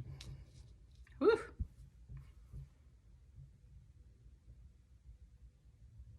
That's a beautiful song too. It talks about the moon and like all kinds of stuff. Like, there's some feminine energy up in here talking to you guys. For sure. Okay. Divine masculines, what's in this pile? This Seven of Pentacles. Taking a lot of stock of things. It's very much, of course, like a greenhouse. So, and like, it just made me think about how it's wintertime right now. Like, I literally brought some of my plants inside today. Like, today, I was like, it's officially cold as hell. And my poor little plants were just like, not quite doing it outside anymore. So I've brought a lot of them in. And that's kind of what this is too. It's like you brought in a lot of plants from outside. Plants, can be very much related to your emotions and your heart because they grow. They're like our little babies sometimes. So it's like you brought in a lot of things from the cold. You brought them in to shelter them and restock them. And definitely, I always associate this card with like your own happiness, definitely your own wealth with the Pentacles. It's just talking about a little bit of downsizing. Like there's been some downsizing or some pulling in. It's talking about, for some reason, it's bringing up the idea of like when a business is spread too thin and you've got to rein it back in, or like when we have a lot of soldiers overseas and we've got to rein them back in just to like, so that we're not so like all over the place. And it's kind of like the same thing. It's like all of your resources were like, and it's like you had to bring it all back home, back to the home, right? Back to this greenhouse where they can definitely be nurtured and safe while you check up on them and kind of care for them and re-nurture them, right? And that's where it's like inventory season, like taking stock of things,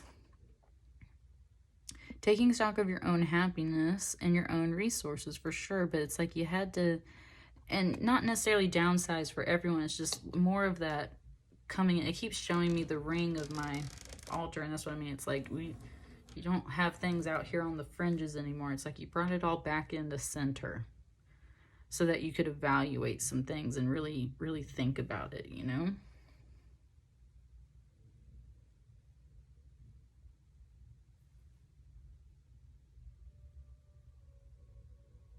It was saying like you came back down to earth too. Like that was like you came back to the center of things to reevaluate some stuff.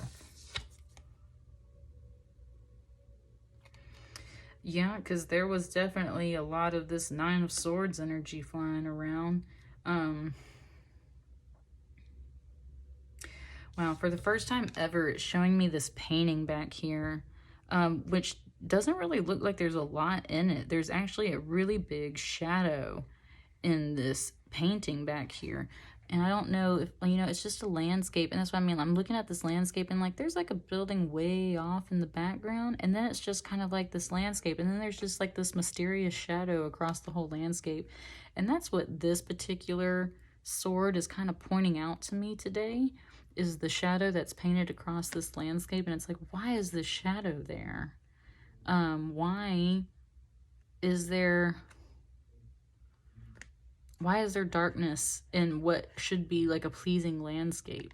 And that's where a lot of this anxiety feels like it's coming in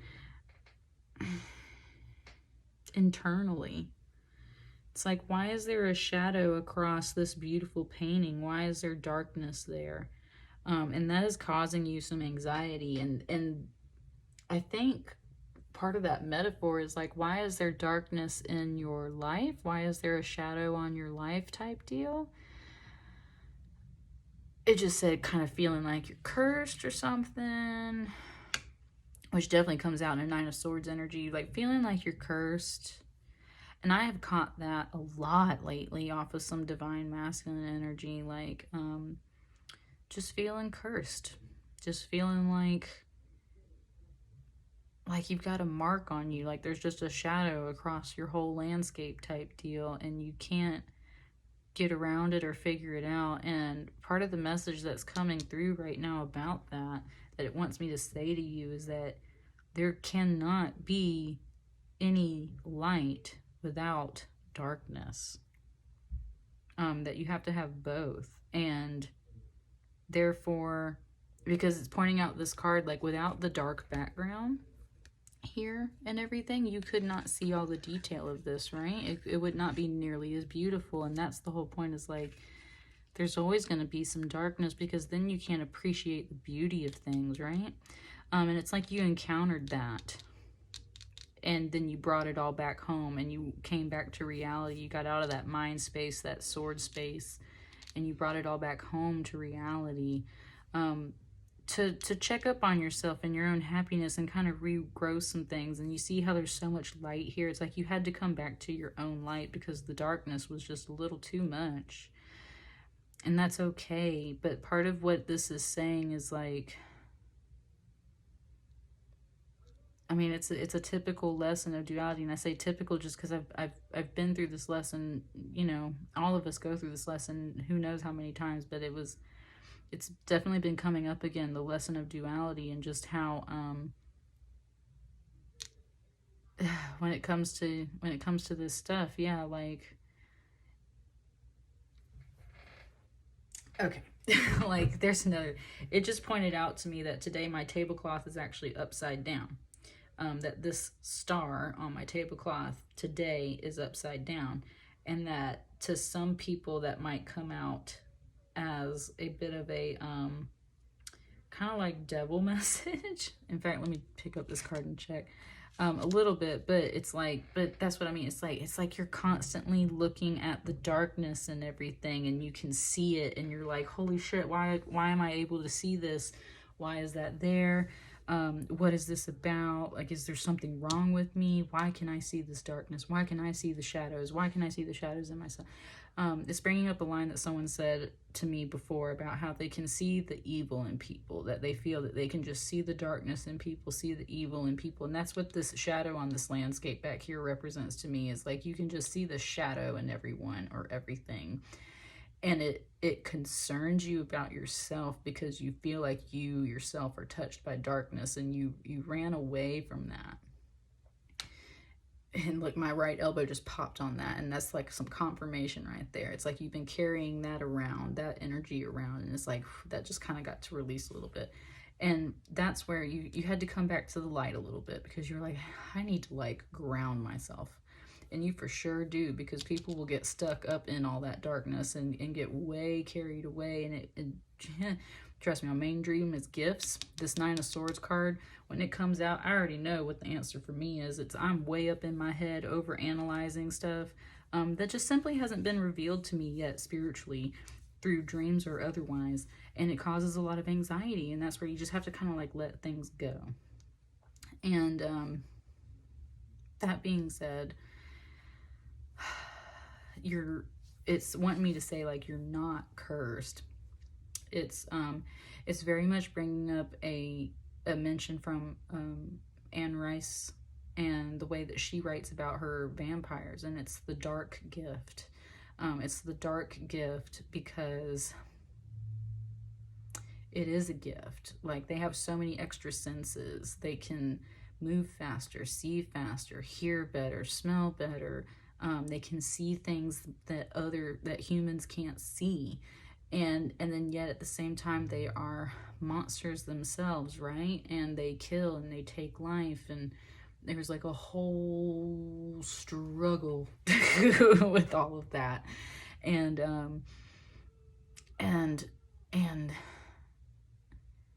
some vampires in the stories are just ready to accept that very much, and just take on that role. They're very accepting of their darkness and don't give it a second thought. But a lot of them, and most of them, go through a period where they struggle with it to understand why they are what they are, why they can see and do the things that they can do. And a lot of times they see it as a curse, and it's like, is it a curse? I've had tons of vampire symbolism around lately, especially Dracula, especially Bram Stoker's Dracula with Gary Oldman in it, and all about him and the scenes where he's been essentially cursed because he cursed God, because the priest told him that his wife was going to hell because she committed suicide after he gave all of his efforts and everything to the church and the kingdom for so long to protect it and everything. He was very upset by what they said about that and saying that she was going to go to hell, and he therefore curses God, and therefore God curses him and creates him a monster. And it's like, but is that really what the curse is? Because part of the curse is everlasting life and always like sensing and being that monster. And at the same time, it's like God gave him the strength in a sense to kind of avenge himself, take revenge out on people, and he made him a quote unquote monster. But at the same time, it gave him all the strengths to do everything he could never do before when he was mortal. And that just, like, we go on and on. Like, all monster stories are actually tragic love stories, and that is why I love monster stories.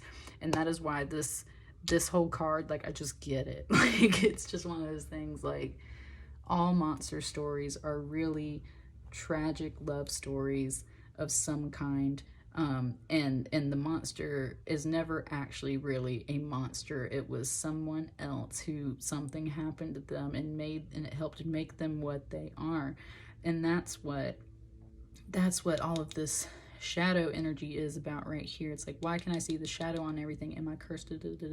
No, this is a gift. You can sense these things, whereas other people are blind to it, can't sense it, don't ever deal with it, don't ever learn about their gifts, don't ever learn about their shadows, don't ever step into that darkness and really fully master themselves.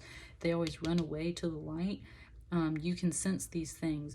It's all in you. You can see it all for what it is, or you should be able to see it all for what it is. You have to have the contrast of dark and light to be able to see all of the beauty. Otherwise, you are missing literally a half of the spectrum, right?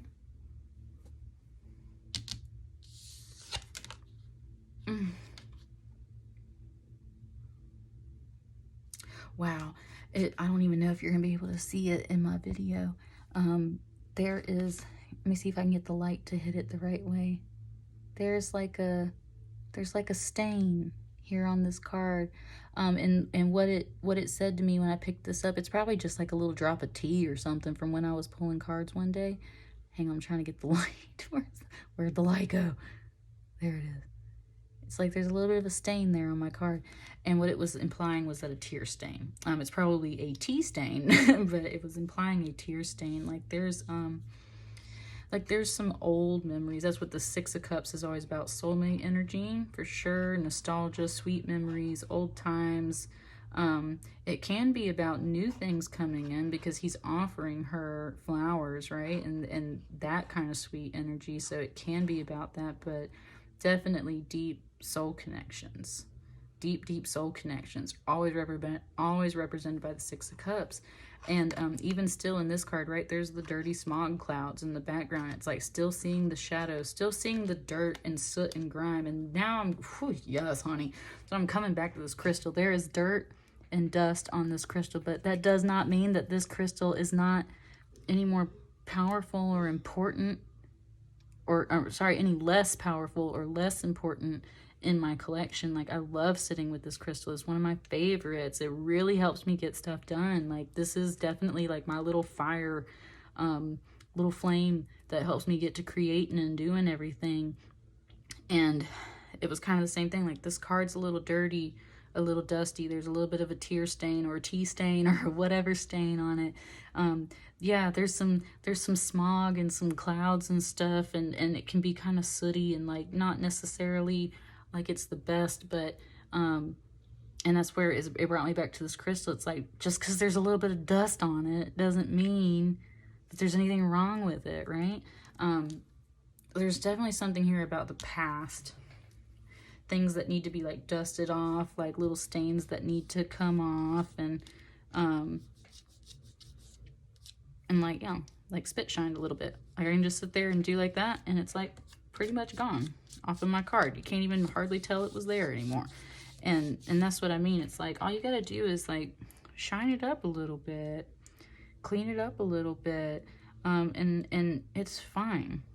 And this is about you too, like maybe thinking about old memories. Like it's like before you saw the shadows of everything, before you felt the darkness and the anxiety and everything that's kind of represented in this card. It's like there's still good energy in the past, there's still good energy in the present, there's still possibly good energy for the future, because this is the third card coming out, right? So you've been mulling over some things with this Six of Cups, definitely about some memories, nostalgia and sweet times, soulmate connections, whatever resonates for you, right? I want you to notice how on the outer edges here, both of these gentlemen are assessing or presenting or nurturing flowers and beautiful things. And it's on the inside with this feminine energy here that it's so anxious and confused and dark and everything. And that's where it's like internally there's a lot of fear and definitely a lot of anxiety, and it's very much just being built up based off of shadows and this this kind of like dark gift, this ability to see the darker aspects of life and things. And it just said that you're allowed to see those things so that you can learn how to deal with them and fight them off.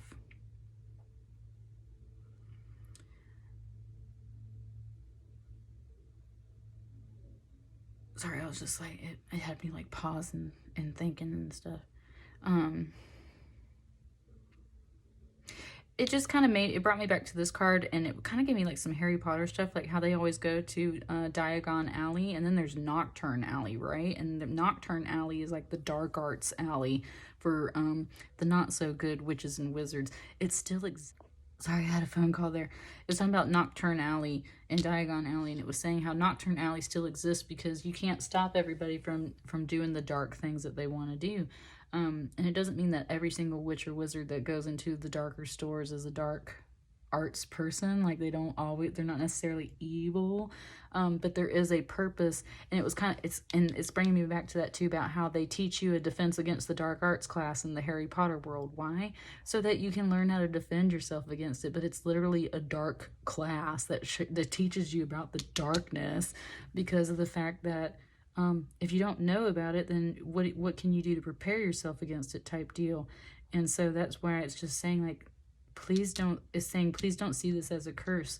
It is a dark gift, and you are given it for a reason, so that you can, it said, like annihilate all of this energy for yourself internally, for others outwardly, because you just know how to battle it. You know how to either bring it in and keep it sheltered and safe. You know how to offer the good tidings and good things to other people, despite the soot and the grime, despite the darker energies, despite some kind of gunk and sludge and stuff that might be on these things. But inside it's kind of like you're kind of freaking out a little bit, because you can just see the darkness and everything and the shadows of everything. And it comes all back to this beautiful feminine energy that's kind of coming through here. And that's where, now it did give me also that really funky little song about the seagulls that's kind of like the bad lip reading of the Star Wars videos, where it's like Luke and Yoda out in the swamp doing their thing, and it's like a whole bad lip reading song about some seagulls, but it's funny.